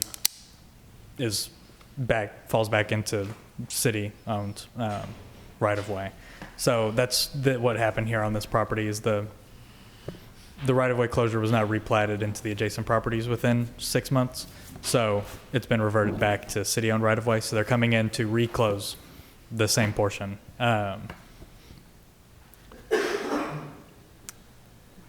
addition, they have zoning case Z22007 requesting a zone change from R1B to PMF.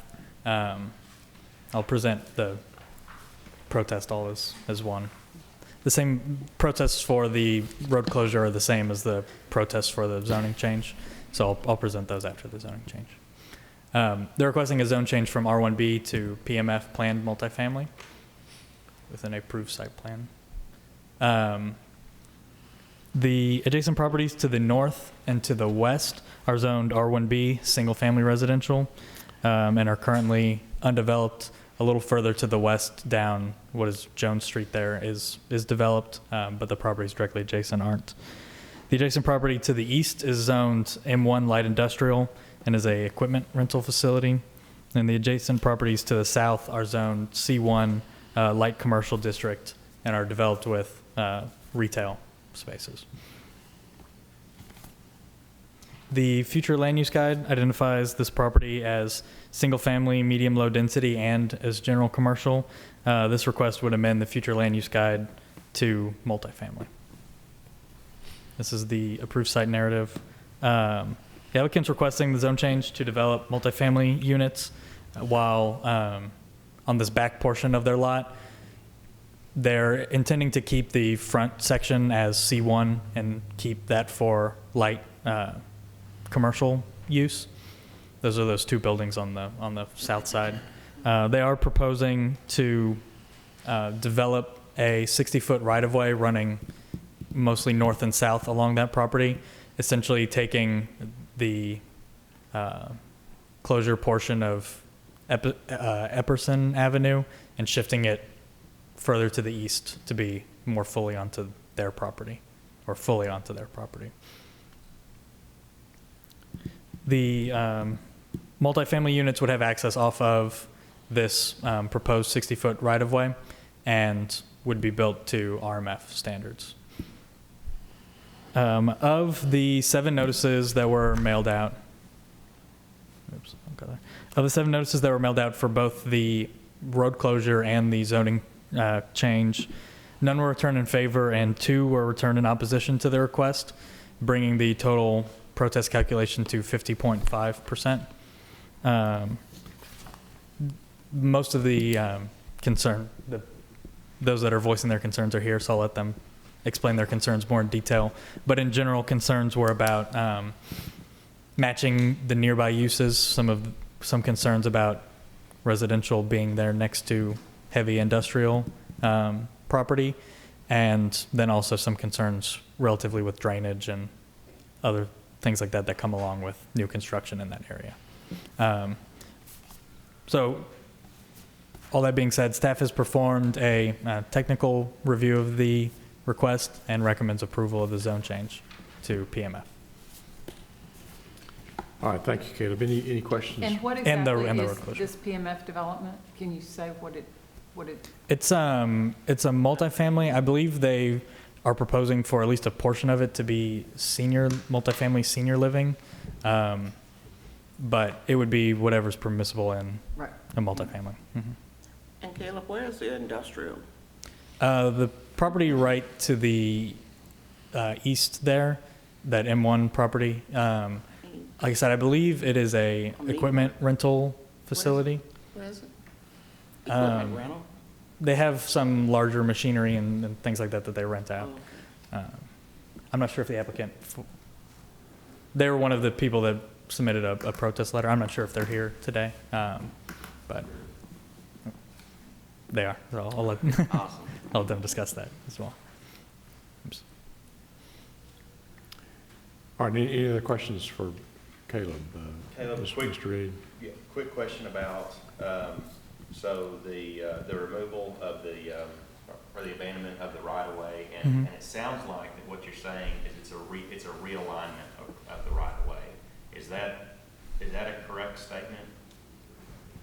Because, or has staff looked at, and to follow up on that, has staff looked at, you know, an offset in the right-of-way being that close to, you know, as it travels further north as well? So additional planning questions really probably come to my mind, you know, for the abandonment aspect, and then also probably for the planned development aspect too. Can you speak on that?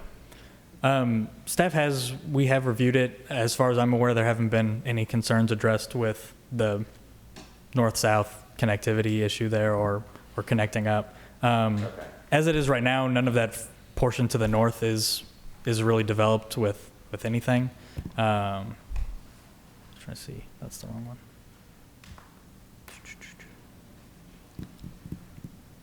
All right, Commissioners, and again, I know we're repeating ourselves, but none of this is built. It's all correct. Built. Unimproved. All right, Commissioners, any other questions for city staff? If not, I have cards, and the cards overlap for both items. So I'm going to start with Mr. Sharp.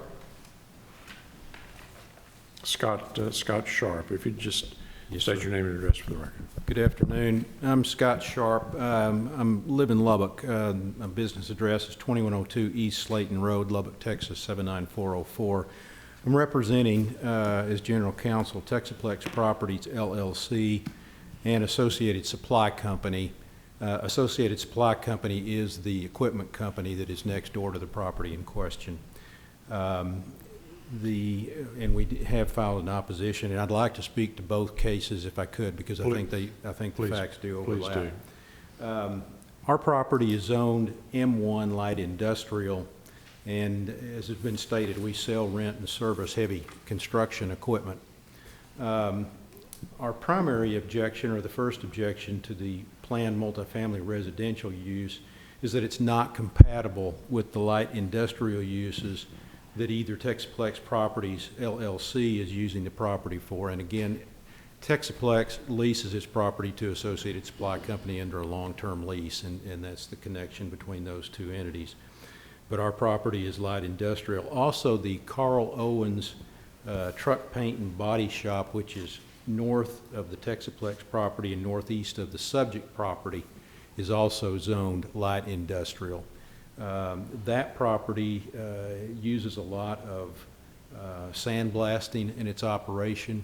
There's a lot of dust on the property, and we've experienced that in connection with the operation of our property. Also, the properties along East Irwin Street, which even though they're not within the notice provisions, they are fairly close to the subject property. Those properties are also industrial use, and one of the uses includes a meat packing plant, which is located, I guess that'd be south or north, I'm sorry, north and to the west of the subject property. But all those properties along South Irwin or on Irwin Street are zoned for industrial use. We think the proposed multifamily use would create a higher density of families and individuals compacted into that area that would be exposed to those industrial uses, which would be contrary to the best interest not only to the occupants of the property, but also to the interest of the community and the interest of the neighboring property owners. Bottom line, we don't think that the property is suitable for the proposed use. Another issue that we have, and it's as you look at the Google map, we're concerned about the drainage issues. Our property, the drainage flows into the southwest corner. There's a culvert that directs water from Front Street to a drainage channel that appears to flow into the proposed land to be developed.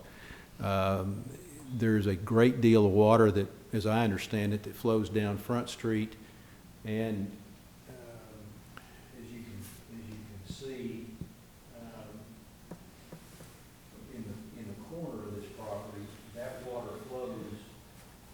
that direction and would flow directly onto the property in issue.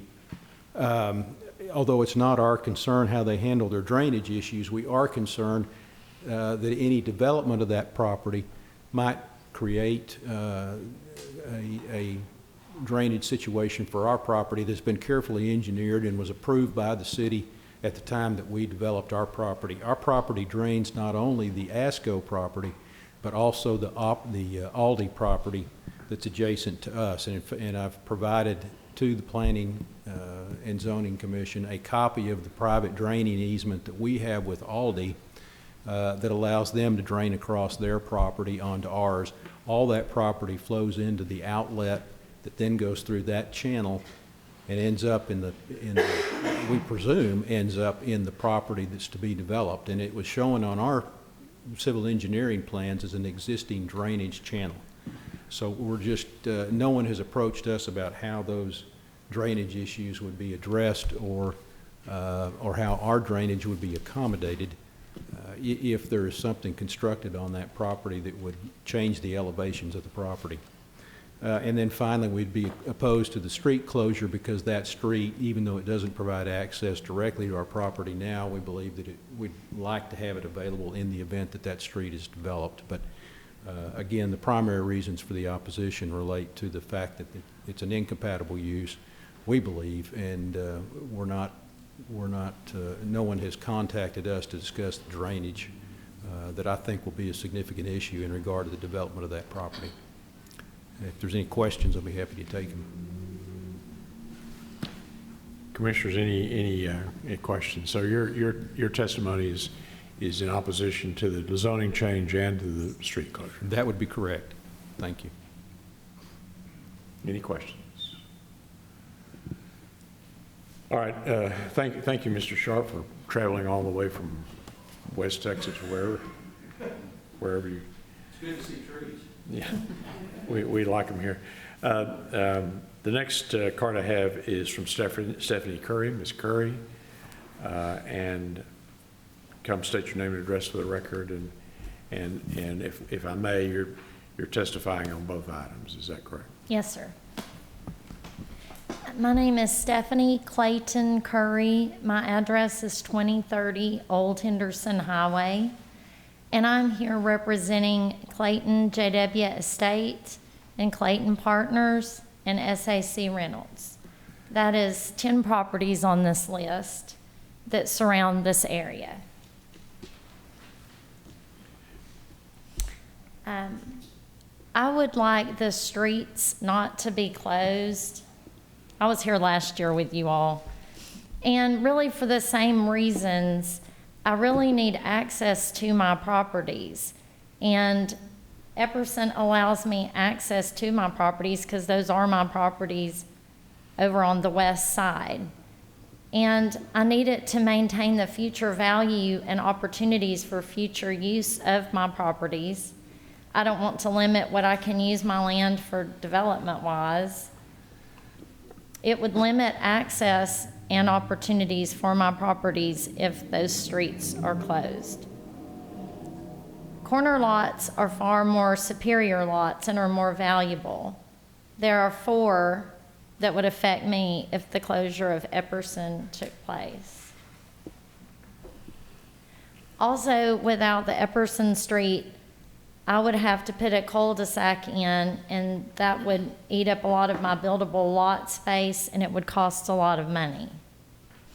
Once we go in and close right-of-ways, as we know, they never can be reopened. So that's my reasons for the streets to be closed. I was born and raised in this area. I know it intimately well. I don't know the details on Bonnie, who's the manager up there at the equipment place, but they've had people that have climbed fences and started their equipment and, you know, driven it over ramps and had all kinds of criminal activities up there. So I cannot even imagine what apartments would bring to their facility. I can't imagine what would go on at Carl Owen's facility. I mean, he's got 18-wheeler trucks and car parts and everything imaginable up there. There's all kind of scrap iron that my family owns up on the property. I can't imagine the criminal activity with this just being right next to that. I can't imagine what would go on in that situation. This area has always been a very quiet business and commercial neighborhood, and apartments bring a lot of negative things. They have a lot of noise level that comes with them. There's a commercial office building that we own right next to the Epperson that you can hear trees and see squirrels, and I mean, it's just quiet, and the people are tenants there because they like it that way. So I can't imagine the noise level that would interfere, and also the privacy of the neighboring properties, because like I said, it's all business.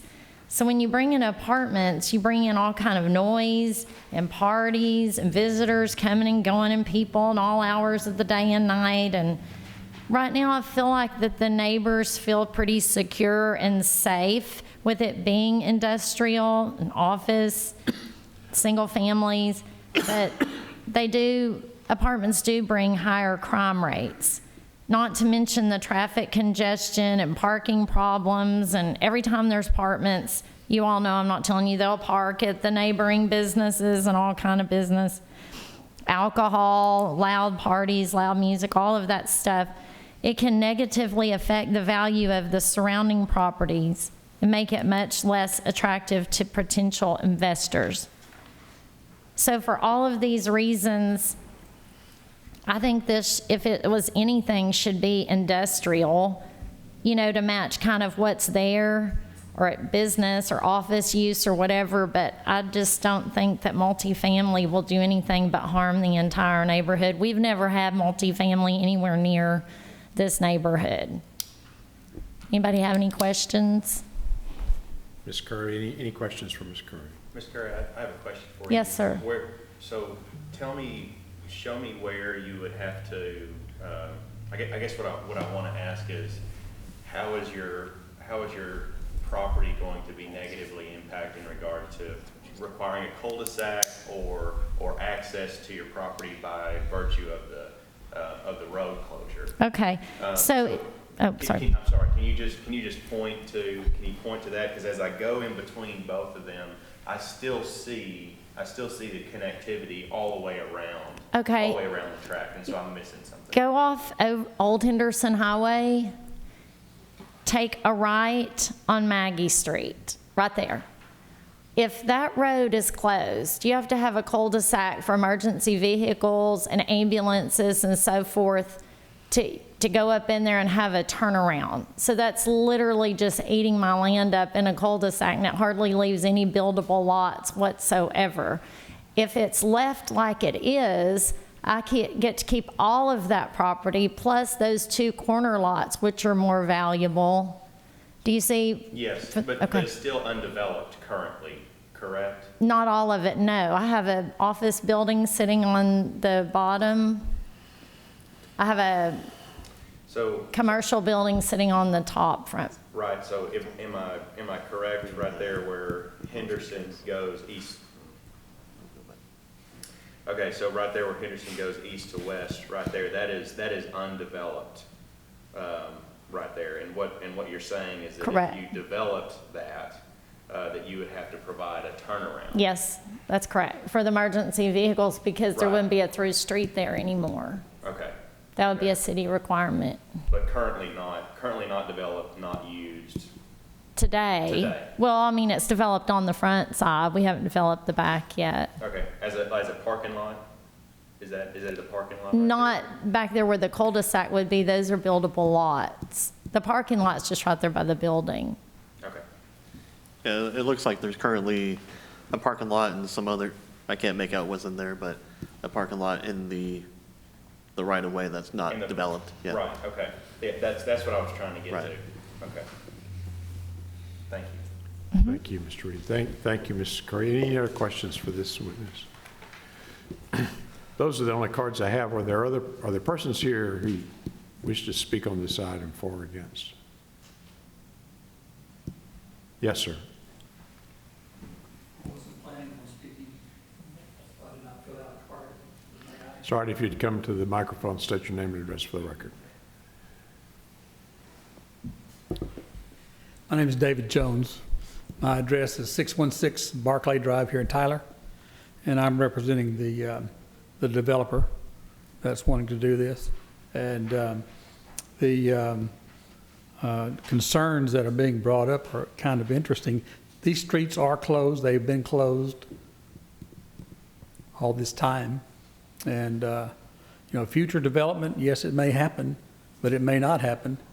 And, if our city is such in desperate need for housing, especially apartment complexes, and this particular project is looking at a 55-plus residential area, which is not, folks are going to have wild parties and drinking and stealing and starting tractors and driving over property.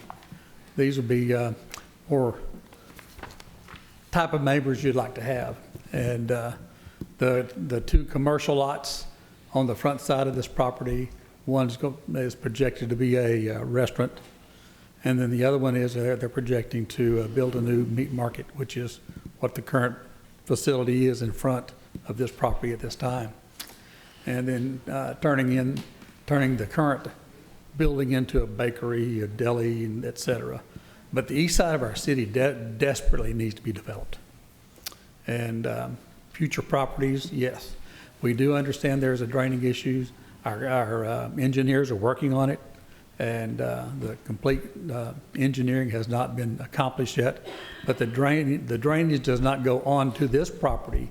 It actually comes across the current meat market property and comes down around that property onto Front Street. So it does not affect the current property under discussion. It has already recognized an issue that has to be addressed, and our engineers are working on it. And we're willing to work with anybody and to make this accomplished. But we desperately are working with a group of investors that see East Tyler as a growing potential place. We can't continue to grow south. We've got property on the east that's valuable property, particularly in light of the new medical school and the need for residential opportunities on that side of the city with those types of clientele coming into our community. So we do, again, as I said, I didn't know I was going to need to speak today, but in light of what's been said, I did want to mention that we are aware of some of the issues, but at the same token, we think this is an extremely exciting, viable opportunity for our city to meet a really serious demand that we have. Thank you, sir. Any questions for this witness? Thank you. Thanks for your time and presence. Are there any other persons here who'd like to speak on this item for or against?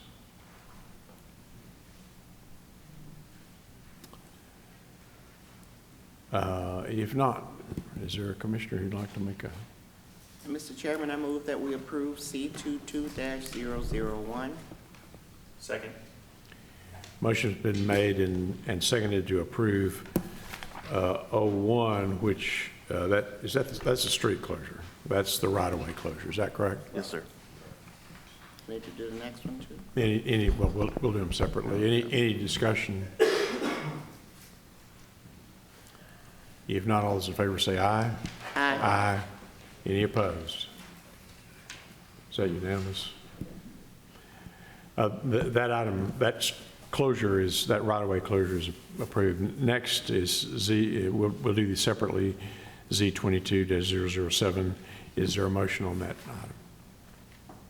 This is the zoning item. Caleb, did we, sorry, Chairman. Go ahead. Before we move forward, just to remind everybody what we did last time a year ago, was that just for the street closure or was that for a zone change? Correct. What was the result? It was just for the street closure. Just for the street. They didn't have a zoning change or anything zoning change. planned yet. No. Okay. I just feel compelled to qualify my vote coming up, but I would argue that this development will increase property values in this area. You'll have more eyeballs at the apartment. It'll be lit. I think it will reduce shenanigans at the adjacent properties. And I think some of the arguments made against it, I think will actually have the opposite effect. So that's my thought. Mr. Swaim, does that qualify as a motion? It does. I'd like to make a motion we approve item Z22-007. Second. Motion's been made and seconded to approve the zoning change. Any discussion? If not, all those in favor say aye.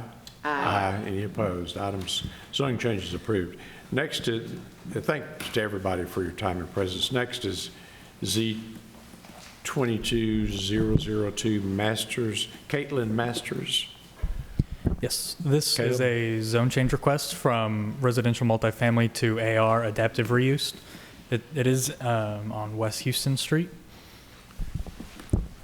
The applicant is requesting the zone change in order to allow for use on the property as a law office. The adjacent properties to the north are zoned RPO, restricted professional office. And it's currently developed with I believe they're single family homes. It's sometimes hard to tell with these properties if they're homes or commercial properties, but I believe those are single family homes. The adjacent properties to the east and west are zoned RMF, residential, multifamily residential district, also developed with single family homes. And then adjacent properties to the south are zoned R2 and AR and are developed with single family homes and a residential or a commercial business. And as you can see in that area, there's quite a few adaptive reuse and RPO properties. So this is in character with that area of mixed use residential and adaptive reuse properties and light commercial businesses. As I said, the future land use guide identifies the property as single family medium low density, which is this zone change would be consistent with that. The applicant is requesting the zone change to allow for use as a law office. And as I mentioned, it's a consistent use here in this area. Of the 26 notices that were mailed out, none were returned in favor or in opposition to the request, and staff recommends approval of this zone change. Thank you, Caleb. Any questions for C. Stan? I have a card from Daniel Gibbons. Mr. Gibbons? State your name and address for the record. Thank you, Mr. Chairman, Commissioners. Daniel Gibbons. My business address is 100 East Ferguson Street, Suite 1018, Tyler, Texas. I was the authorized agent on this along with the applicant. I'm actually now the owner of the property since the application was filed. I'm just here for any questions. The majority of that street are small law firms. That's what I'm planning and tend to use it for and maintain the integrity of the outside, of course, and consistent with the city of Tyler. So, thank you, sir. Any questions from Mr. Gibbons? I just had a quick question. It's going to be a law office, right? yes, ma'am. Okay, so why didn't you get its own RPO like what's surrounding it? I thought about RPO, but I had talked to some colleagues, and they thought AR may be better or adaptive reuse for that area. My plan is just for the small business, and I noticed across the street when I went online that it was also adaptive reuse. I thought more people actually may be opposed to the RPO. Gotcha. Any other questions from Mr. Gibbons? This is the only card I have. Thank you for your time and presence. This is the only card I have on this item. Are there others here like to speak on this item for or against? If not, would a commissioner like to make a motion? Mr. Chairman, I make a motion we approve Z22-002. Second. Motion's been made and seconded to approve this item. All those in favor say aye. Aye. Aye. Any opposed? Item's approved. Good luck with your project. Next is Z22-003,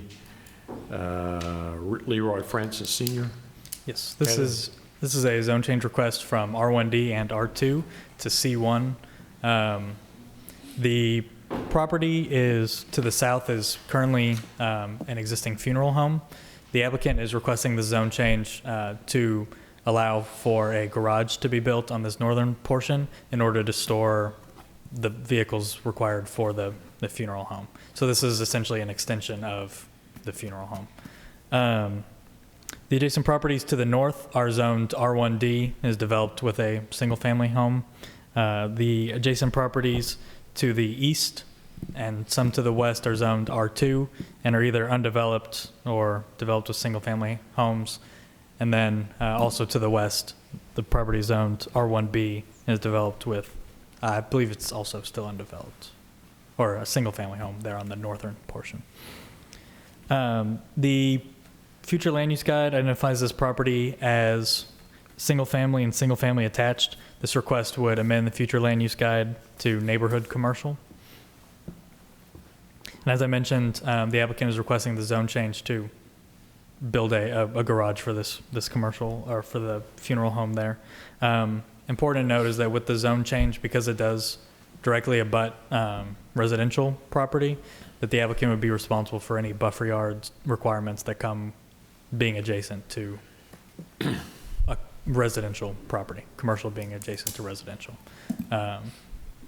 All that being said, of the 16 notices that were mailed out, none were returned in favor or in opposition to the request, and staff recommends approval. Any questions for city staff? I'm going to exercise the chairman's prerogative and take a short break, 5 minutes.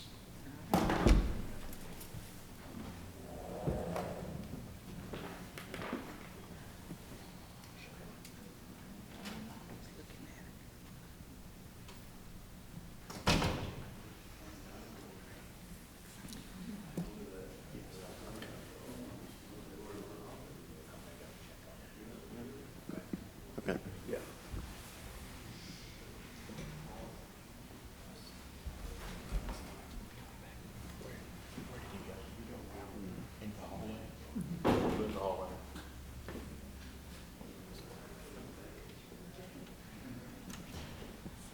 Recess?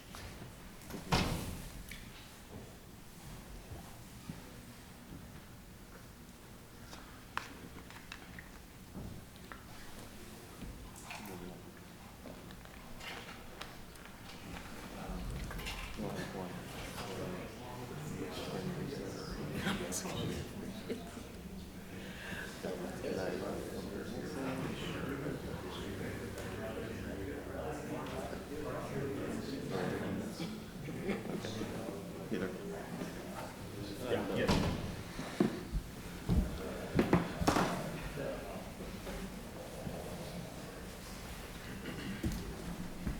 Let me thank everyone for their patience with the elderly.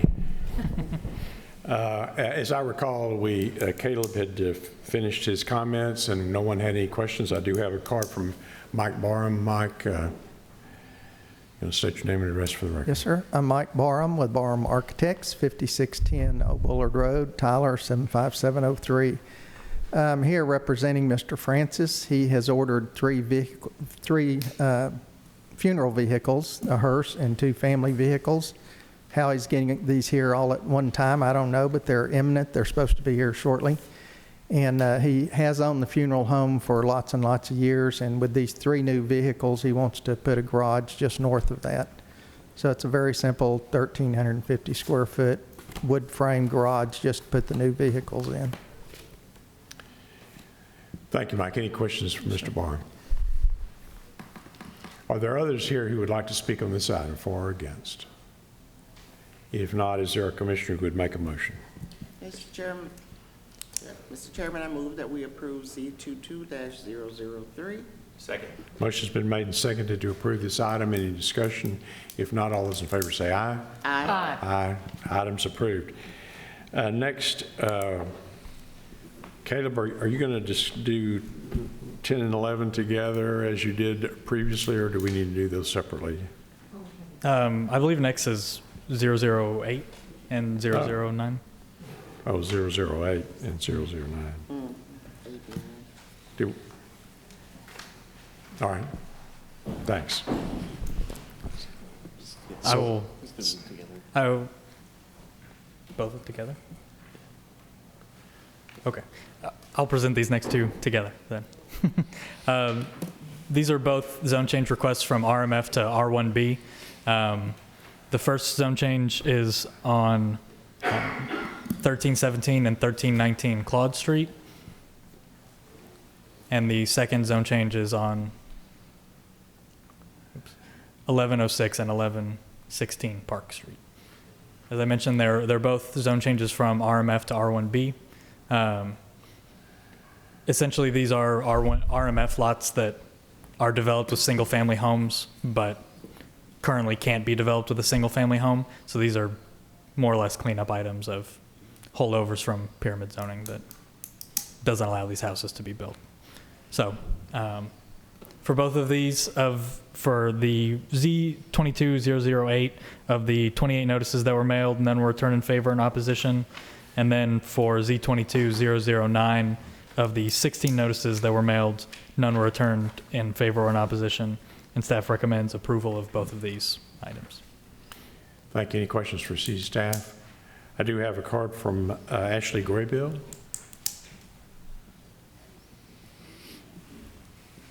If you'd state your name and address for the record. Ashley Graybill, business address is 14643 Dallas Parkway, Dallas, Texas.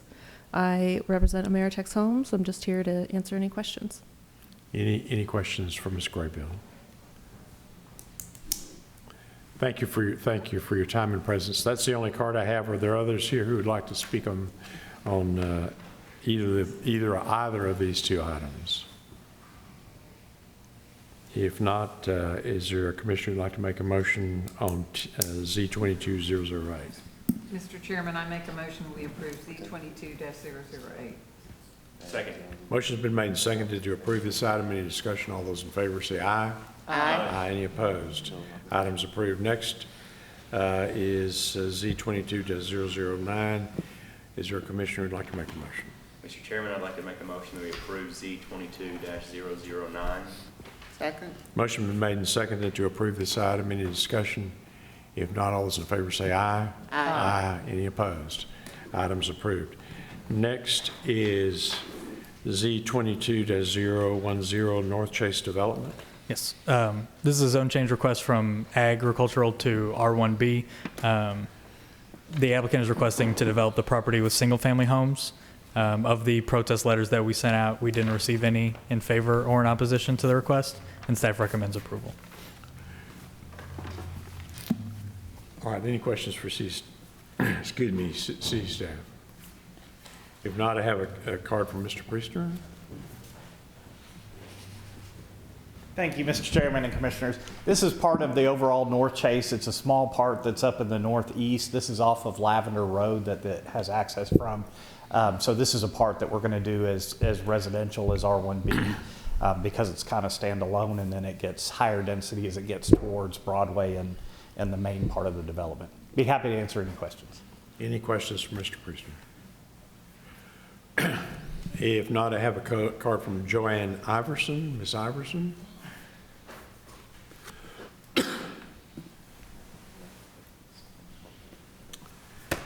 We apologize for keeping you so late. Oh, that's fine. Just a lot going on. That's right. My name is Joanne Iverson, and I live at 6451 Lavender Road. And I know of this meeting because there was a small sign near the property that they're developing, and it just concerned me because I didn't know if it was going to affect my property and make my property zone change. I can see that that's not the problem here from this meeting, and I appreciate it. I have found on the internet North Chase development, and there is a little area that's coming out that crosses my land, and it's called a trail. And I just wanted you to know, you're the guy for that. It's actually a right-of-way for a gas line and not a trail that anybody could walk on. I think that's about all. I sure would like to be informed about these things if I could speak with you later. Okay, and that's all I want to say. It's my first time here. Thank you so much. Well, thank you for coming downtown. Any questions for Ms. Iverson? We appreciate your time and presence. Those are the only cards I have on this item. Are there other persons here who'd like to speak for or against? If not, is there a motion? Mr. Chairman, I move that we approve Z22-010. Second. Motion's been made and seconded to approve this item. All those in favor say aye. Aye. Any opposed? That brings us down, I believe it brings us down to plats. Caleb? Yes. Okay, we'll try to go through these. Just remember Mr. Reed, he has a... Yes. Okay. Sorry. Yes, ma'am. So I had a concern for my partner here, that it's just that little corner that was in dark green, right? That's the. Yes, ma'am. That little bitty corner right there. What's on the screen? I need the piece that's inside the city limits. Right, but I understand, which I'm inside the city limits too. But you're just your corner that you own, you can't change mine, right? No. That's all. No. I want to be sure. Thank you. You're very wise to be sure. Caleb? Yes. Okay. First, we have F21-185, Peachtree Ranch Subdivision, First Amendment. Staff has reviewed this request. All comments have not been addressed, and staff recommends denial of this plat. All right, I don't have any cards on this item. Is there anyone here who'd like to speak? If not, is there a motion to deny? Chairman, I make a motion, we deny F21-185. Second. Motion's been made and seconded to deny this item. Any discussion? If not, all those in favor say aye. Aye. The item's denied. Next is P21-030, Seaton Edition. Caleb? Staff has reviewed this request. All comments have been addressed, and staff recommends approval of this plat. I don't have any cards on this item. Are the persons here who'd like to speak? If not, is there a motion? Mr. Chairman, I'd like to make a motion that we approve P21-030. Second. Motion's been made and seconded to approve this item. Is there any discussion? If not, all those in favor say aye. Aye. Any opposed? Next is F21-082, Whitten Hill. All comments have been addressed, and staff recommends approval of this request. Motion, any questions for city staff? If not, is there a motion? Mr. Chairman, I move that we approve F21-082. Second. Motion's been made and seconded to approve this item. Any discussion? Are there persons here who'd like to speak on this item? If not, all those in favor of the motion say aye. Aye. Any opposed? Item's approved. Next is F21-121, Del Mar addition. Caleb? All comments have not been addressed for this plat, and staff recommends denial. Are the persons, any questions for city staff? If not, are the persons here who'd like to speak on this item? If not, Mr. Chairman, I make a motion, we deny F21-121. Second. Motion's been made and seconded to deny this item. Is there any discussion? All those in favor, if not, all those in favor say aye. Aye. Aye. Any in favor? If not, item's denied. Next is F22-008, Wayfair at Cumberland Park. Staff has reviewed this request. All comments have been addressed, and staff recommends approval of this plat. Are the persons here who'd like to speak on this item? If not, would someone like to make a motion? Mr. Chairman, I'd like to make a motion we approve F22-008. Second. Motion's been made and seconded to approve this item. Any discussion? If not, all those in favor say aye. Aye. Aye. Any opposed? Items, plat's approved. Next is P22-003, The Crossing Western Edition. Yes. For this plat, as a part of the approval for this plat, that cul-de-sac that runs on the, not the far north end cul-de-sac, extends over the permitted cul-de-sac length. However, due to some of the surrounding features of this property, staff recommends granting a variance for this driveway or cul-de-sac length, which would be a part of the approval. And staff generally recommends approval of this plat. All right, any questions for city staff? If not, are there persons here who would like to speak on this item? If not, the commissioner would like to make a motion. Mr. Chairman, I'd like to make a motion we approve P22-003 with the stated cul-de-sac variance. Second. Motion's been made and seconded. Any discussion? All those in favor say aye. Aye. Any opposed? Item's approved. Now we have consent plats Group A. Can we do all 4 of these? There are 4, aren't there? 3, all 3 of them together. Caleb, would you Yes. walk us through these?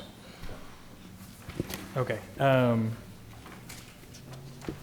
For consent plats, Group A, we have F21-126, Forest Ridge at the Crossing, Unit 3, final plat, F21-186, Henshaw Creek, Unit 1, final plat, and F22-006, Royal Vista Estates, First Amendment.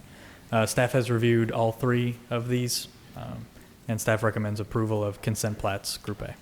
Thank you. I don't have any cards on any of these items.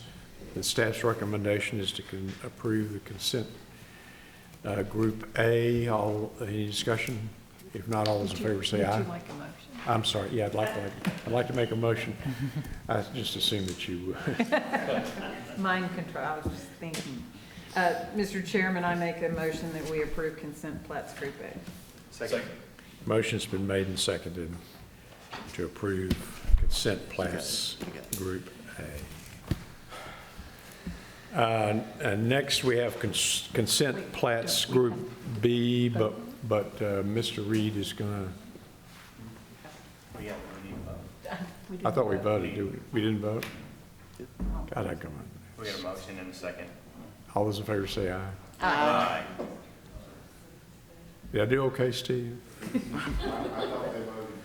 Oh, okay. Maybe I was. I don't know. I don't know. Sorry, sir. It's okay. It's all right. Next we have consent plats Group B. Mr. Chairman, I'm going to recuse myself from consent plats Group B. Thank you, Steve. Somebody left this here? Oh, we did that. We did that. Okay. Mr. Nichols is back with us, and Mr. Reed has stepped out of the room. We have, are all these still subject to being approved, Caleb? No, for not? consent plats Group B, staff would recommend denial of all 4. These are denials. They're all denials. All right, would you just walk us through all 4 Yes, of sir. them, please? F21-160 Mayhar Estates final plat, F22-003 Royal Hills Edition, Unit 1, First Amendment, F22-004 Noe Gaona Subdivision, final plat, and F22-007 Furcaron Edition, final plat. And staff has reviewed all 4 of these and would recommend denial of consent plats Group B.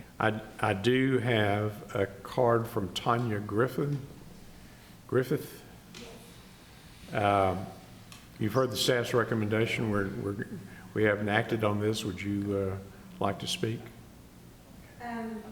Is it, okay, The staff's recommendation is to deny this plat because everything is not prepared. will there be, Speak on it anyway? Yeah, sure. Sure. Come on down. Come on down. Okay. We and several neighbors are against Plat F22-004. My name is Tanya Griffith. I live at 4851 County Road 427, which is right across the road from this property, and we've lived there for 22 years. I have a 501c3 animal rescue since August 6, 2003. We have over 60 dogs each month as we help the local shelters and the public as we have space available. Around 10 years ago, John, our neighbor next to us, set out to sell his property and put up a privacy fence along his driveway in an effort to hide the dogs on our property, knowing that it would make it harder to sell if people could see the dogs. Joe and Patty bought the property, so John was able to deceive them. The first siren that caused all the dogs to bark and howl brought Joe and Patty screaming out of their house, calling my name. They said they did not know we had dogs during the times they had come to see the property. They lasted about 6 years next to us and constantly complained about not getting enough sleep because of the dogs barking. The family that is next to us now let their goats eat the vegetation along the property fence. So now our dogs can see when they are outside, and they bark at any activity they can now see over there, which includes them dragging their garbage barrel to the road. Our rescue dogs will bark at a variety of activities and sounds such as sirens during the day and night, storms, gunshots, fireworks, anyone or anything walking up the road, coyotes, wild hogs, flashlights at night used by someone on the road or a neighbor. And since sound travels very easily in our area, they bark at anyone they hear talking or playing next to us or across the road, delivery vehicles and vehicle doors shutting. They even barked at the cows when they were across the road. Our dogs can be heard well up above the plat in question, and they have a clear view of any activity on that property as it slopes uphill. It's my understanding that he was requesting 5 houses to be built on 0.62 acres, and the property is 17.621 acres, which gives us the indication that he is planning on putting over 20 houses over there.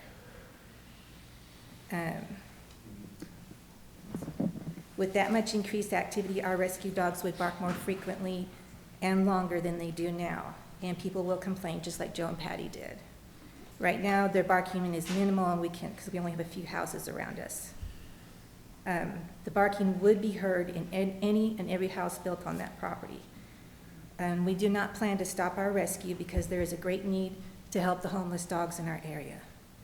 Most people do not want to live next to a shelter or a rescue that has a lot of dogs barking. It's not an ideal place to build a lot of houses.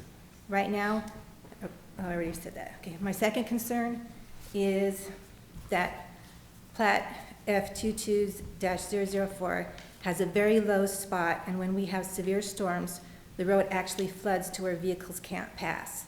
So any houses built on this low area will be subject to flooding, especially if the pond is filled in. County Road 427 has swampy areas when we get a lot of rain. We even had to put rock in our driveway to keep our vehicles from sinking. Third concern is that County Road 427 has quite a few power outages in the 22 years that we've lived there, and an increase of over 20 houses just on that corner, along with other houses that are being built further up the road, could cause more power outages. We had to invest in a generator because of all the power outages in the past. Fourth concern is that the property is on a dangerous, sharp corner. People frequently speed on our road and slam on their brakes at the sharp corner. Concrete pillars are on private property on that corner because people have crashed into the property fence several times in the past. If allowed to build over 20 houses, the increased traffic will be a danger on that corner. With these concerns, we suggest that if houses are to be built on that plat, that the number be minimal, maybe just a few houses. If they were to divide the property, the 17.621 acres into five houses, then that would give each homeowner 3.52 acres. And anyone buying should be informed that there is a dog rescue across the road, so barking should be expected. The property is also ideal for a one-family home that would enjoy a country setting, watching the local deer wander through, or a small farm, since there's already the pond that was made for the cows that used to be there for the last few years. Ms. Griffith, we thank you for your time and testimony, and I apologize to you and everybody else. When I get to the end of an agenda, I tend to go too fast. And we want to hear everybody that speaks on any item, and we appreciate your time and presence here. I also have, on the same items, I have a card from Alan Arthur. Mr. Arthur, would you like to come share it with us? We want to hear what you have to say. Mr. Chairman, I don't think we kind of discussed what the proposal is. Do you think it'd be helpful to discuss what the request is for the plat? Yeah, I thought yeah. You want to do that, Caleb? Just Mr. Arthur, just let me Again, I'm going too fast. Caleb, would you just talk about this one item, please? Yeah, I can do it really quick. So this is actually a request for a subdivision plat. It's 6 acres of land. This is on County Road 427. It's currently located in Zone 2 of the Tyler ETJ. And so at this time, staff did review the plat for compliance with the Unified Development Code and identified deficiencies with that. Some of those are that we're still needing a preliminary plat to address that large lot that's shown there, and whether that's going to be re-subdivided in the future, and what access issues that might have with that curve that was brought up by the previous speaker. And then also that each lot is served by water and septic systems. So at this time, like we mentioned, it doesn't meet the criteria for approval, but once those items are addressed, then we'll reconsider the plat. So the staff recommendation, we haven't voted, we haven't taken any action, but the staff recommendation is to deny. But Mr. Arthur, if you'd state your name and address for the record, we want to hear what you have to say. Oh, I appreciate it, Chairman and Committee. Alan Arthur, 4186 County Road 427. I live on 16.9 acres. I share 2 borders with the property that we're discussing here. Just a little bit of background on the property. It was clear cut to about 95% of its trees a few years ago to arrange it for agricultural use. So it's been used as pasture land for cows for the majority of the last few years. The issue that I have with developing in the specific location of those 5.62 lots that are on the application is that the grade of that land is very steep. The runoff from rain comes down very fast towards 427 and actually overwhelms the culverts that we have along 427. If you drive along 427 when there's hard rains, there's parts of 427, we have debris that comes across the roadway and we have flooding across the roadway. If there was concrete and asphalt put in, it would displace that holding pond that is there now, which actually receives a fair amount of that rain runoff. There's an adjacent 10-acre parcel whose owners couldn't be here today that feeds rain runoff into that existing holding pond. So my issue is not with development per se, it's that development in that location without the ability to absorb the water ingress from that adjacent 10-acre parcel, as well as the top of the hill. I agree, it's just not ready for any kind of development. The other issue is traffic. I know there's a traffic study going on right now on 110. When people exit 427 to make their way to the loop, they have to take a left on 110. Currently it's gridlock there. Oftentimes we can't get out that way because the traffic coming in from Van, backed up from the light that turns red on the loop, creates just a line of cars about a quarter mile down, as far as you can see to the right. So increasing higher density housing in a situation where we already have a traffic situation that hasn't been resolved is a bit of putting the cart before the horse. The other issue that I see there is the parcels there, it's really a 1/7 to 1/20 in terms of housing development. If you drive down 427 and you go by Lake Park Drive, we don't have any instance of housing that's a tighter ratio than 1/7. And so to put 5 houses on 427 with already existing drainage issues, traffic issues, is well before its time. I mean, the idea, I'm glad that this has already reached the conclusion it's not ready, but I wanted to bring these up because last week I took aerial photos at about 200 to 300 elevation above this area because it's very large with all the parcels. And it clearly shows that as the water flows down that grade toward 427, it flows so fast that it's actually digging striations through the ground before it hits the actual holding pond. So that overflows into the culverts, which then floods the road. It's just kind of a mess, which has already been talked about. But I just wanted to reiterate that. I do have aerial photos of that if anyone wanted a visual representation, but it's very clear if you look at these aerial photos that the severity of the etching and what's happening to that area, particularly since it's been clear cut for that pastoral use for the cows, to put houses right in the path of that drainage coming from the top of that hill, I don't know how you could reroute that volume of water. If you stand on that pasture land when it's coming down, it's a sheet of water coming down towards where those houses would be built at the bottom. That's all I have. Mr. Arthur, again, thank you for Thank your presence here, and we appreciate you coming downtown. And again, the staff's recommendation is to deny. We haven't voted, but we will. I have a card from John King. Mr. King.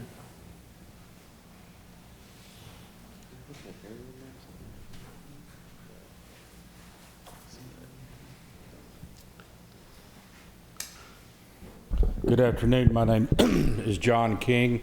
I reside at 4445 County Road 427. Where's that? What was up a while ago? Okay. My house is approximately right there, or my lot.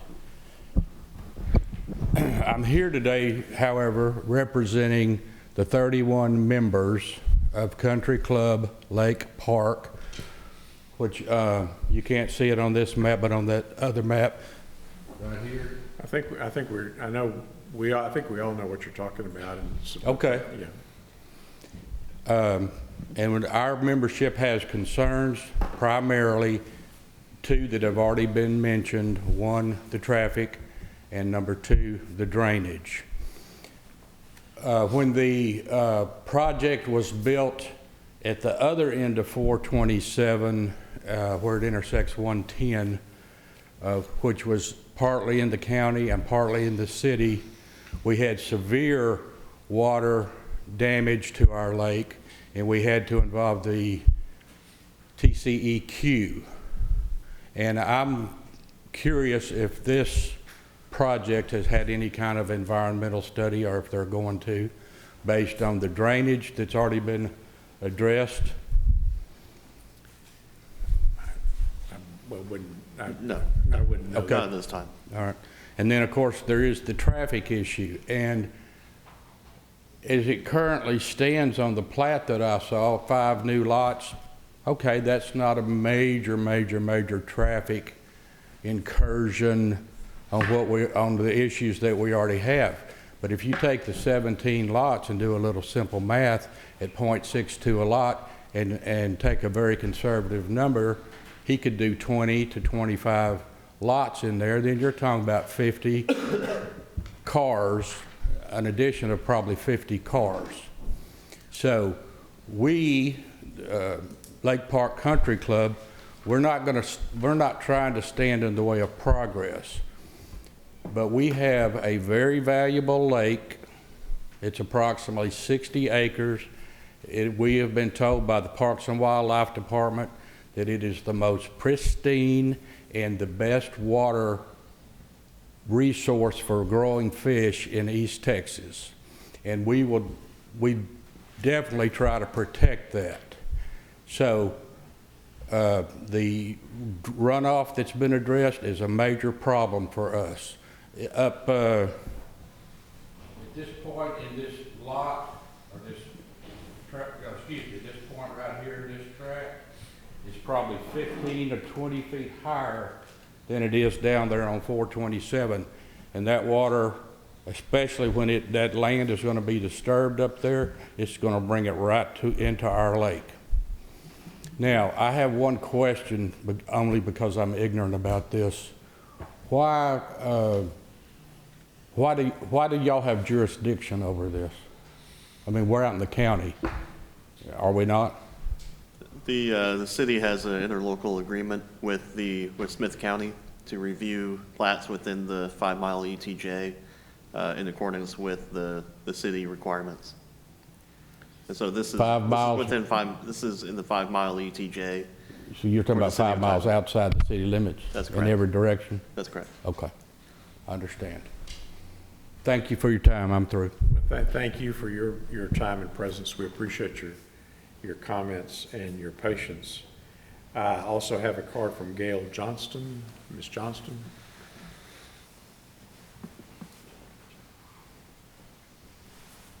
Thank you for hearing our concerns. I'm Gail Johnston. I live at 4107 County Road 427. And most of my concerns have been addressed, but I do have a few questions. One of them was just answered about the jurisdiction. But we were not notified as a neighborhood of anything going to go on. And it was just by accident that we even found out about this meeting. What I'm concerned about is if this is not addressed now and it is brought up again later, how are we going to know? Because I'm not familiar with the way the process works. And because we weren't notified of this one instance, how are we to know when and if something comes of this in the future? So that's a main concern I have at this point. I also had questions and concerns about the additional land that was not addressed in the plat because he was only showing 5 and not the rest of his acreage there. I understand that, you know, we have a number of houses out there right now that we have sewer issues, and I know we've been going through some sewerage relinements and some pipes that have been replaced, etc.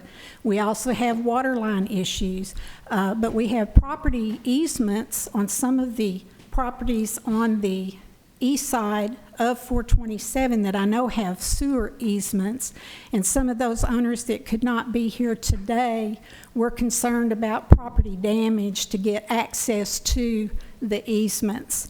That was another concern. The flooding, I've lived in my home. My home is right here, and it's in this curve right there. And I've lived there almost 30 years. They repaved our road, which we were grateful for. We needed it desperately. But when they did that, the grading of the roadway caused a shift in the water runoff. And I now have water coming into my garage that I've never had before. And it disturbs me or bothers me that with the denuding of that property for this development, we're going to have a more serious problem. Again, the traffic issue that was brought up earlier, the intersection, which is not shown here, but it's the intersection of 427 and Highway 110. That's a pretty serious little place right there. We have a culvert that builds up trash and debris from the loop, which includes, there's been some new development there. There's a 7-Eleven that went in.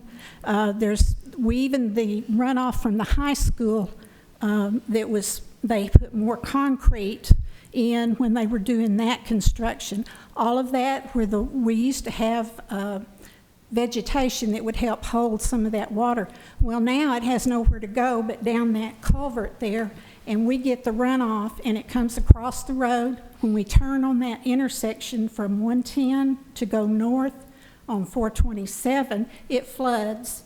And now there's so much debris built up in that culvert, and we can't seem to get the county or the city or the state, because you've got 3 entities involved there with a state highway, a county road, and we're just like 200 yards out of the city limits there. So when that debris gets built up, it doesn't get cleared away. And so it just continues to build up, and then the water comes across where we have trouble, and it deteriorates that curve when you go to turn right and you fall off into the roadway. So we already have issues with traffic population that's coming and moving our direction, and we know you can't prevent progress, but we want to make our concerns known and addressed, and we appreciate your time in hearing us. In case it comes up, I just hope that we are duly notified, and I thank you for your time. You're welcome. Caleb, could you just address the notice issue? So,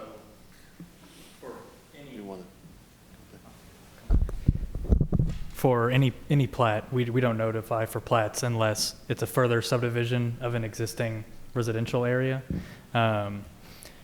Really, we only notify for zoning cases and things of that like, and because it's in the county, there's no city zoning designation. So any kind of plat that happens in the county, our extent of doing anything with it is just reviewing the plat. I don't think Smith County notices for anything.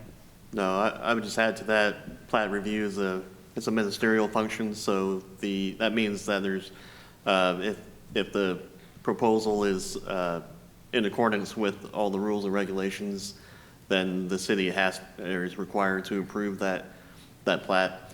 So there's less discretion within a subdivision approval. In this case, we did identify deficiencies with this plat, and so the applicant is working to address those. And once those are addressed, then the city is obligated to approve the subdivision, because it would be, depending on what final shape it takes, of course, if they address all the requirements, that it would have to be approved. And so, but like Caleb mentioned, that there's only limited circumstances where a subdivision is notified, or there's a public notice to adjacent property owners.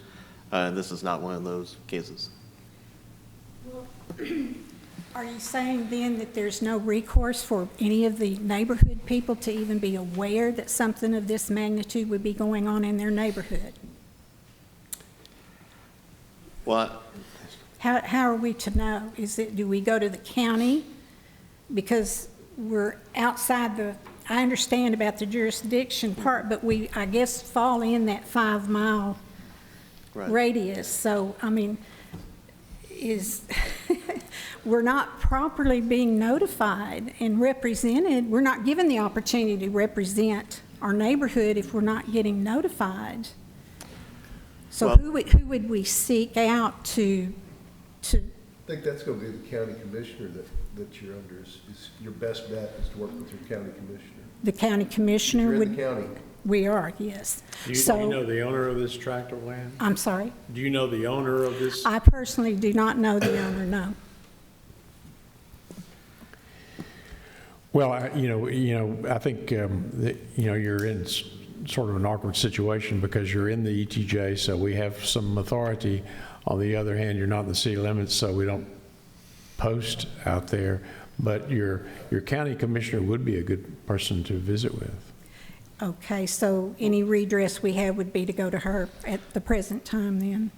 well, I would just mention that, I mean, we do have these items posted on agendas for every, so in this case, this is on the posted agenda for this meeting. We do have workshops once a month, usually it's right after this meeting, but and those are posted agendas, so that's one way to be aware of what might be coming up for this meeting. But like I mentioned before, if the proposal is in accordance with all the rules in the Unified Development Code, then under state law, the city is obligated to or required to approve that subdivision. So as again, those issues related to density or looking at access and things like that, there are codes and requirements for those. And like I mentioned, we did identify some deficiencies that have prevented this plat from being approved. And one of those, like you mentioned, was what happens, or somebody else might have mentioned, what happens to the large acreage that could be re-subdivided, and that's something that staff needs to know from the applicant prior to identifying or making a determination on whether the plat is in accordance with all the requirements. If he presents changes to his plat, then will it come before this body again then as it was today? Yes. So we would have an opportunity. Okay. I do thank you for your time. Yeah, I guess the best bet is you check the agenda for planning and zoning every month when it's posted. So first Tuesday of the month. Thank you. Mr. King? Yes, sir. But didn't you say that it's inevitable that this will get approved as long as he jumps through the necessary steps? That's my take on what I heard. Well, yes, if the, Today is kind of irrelevant. No, sir, your time here is important because you have an opportunity to express your concerns, and I hope persons are listening. I have one more card from Carol Moore. Ms. Moore, would you like to be the cleanup batter? I try to be very respectful of your time because I know the situation here, but my name is Carol Moore. I live at 3611 County Road 427. I am also the treasurer for Lake Park, the HOA there. And I have all the same concerns that you've already heard. I know things may just be approved, but my concern is the lots are so small also, and that undesignated piece of land back there is also going to be put in small lots, which is going to increase the traffic, the runoff. And as Mr. King stated, we have a very pristine spring-fed lake that's been there for over 100 years. Our HOA, it's very old, very historic, used to be very unknown. We are very protective of it, and it's also going to be not just increasing water, but pesticides, herbicides, which could affect our fish and wildlife. The Audubon Society comes out every year and does a bird count on our lake. It's very, it's pristine, it's beautiful, and I just would like your consideration for. Are y'all a gated community? It's the way that it's laid out. Some of the areas, like I actually live, it's not on this plat. I live just south of there. I live in it's a horseshoe-shaped lake, and I live inside the horseshoe. It is gated there. The road that Mr. King lives on, it's gated. There's, what, three or four houses down there. On the other side of the lake, it's gated there, but there's so many people that live like on 427, like Gail. She lives on, and she can't, that can't be gated. There's many of our members that live on 427 itself, or 110. We have several people on 110, and of course that can't be gated either. Thank you. Thank you. Appreciate you. Carol. Are there others who, we honestly, although I'm negligent in trying to move too fast, we're genuinely interested in the comments that you've made today, and that's why we've stayed to hear each and every one. Is there another person who would like to speak? If not, is the motion to deny all four of these plats with Mr. Reed abstaining? Or Yes, Mr. Chairman, I make a motion we deny consent plats Group B. Second. Motion's been made and seconded. Any discussion? All those in favor say aye. Aye. Yes, ma'am. We're off the record. Say anything you want to. No. No, Mr. Reed is not here. No, he had a plat on there.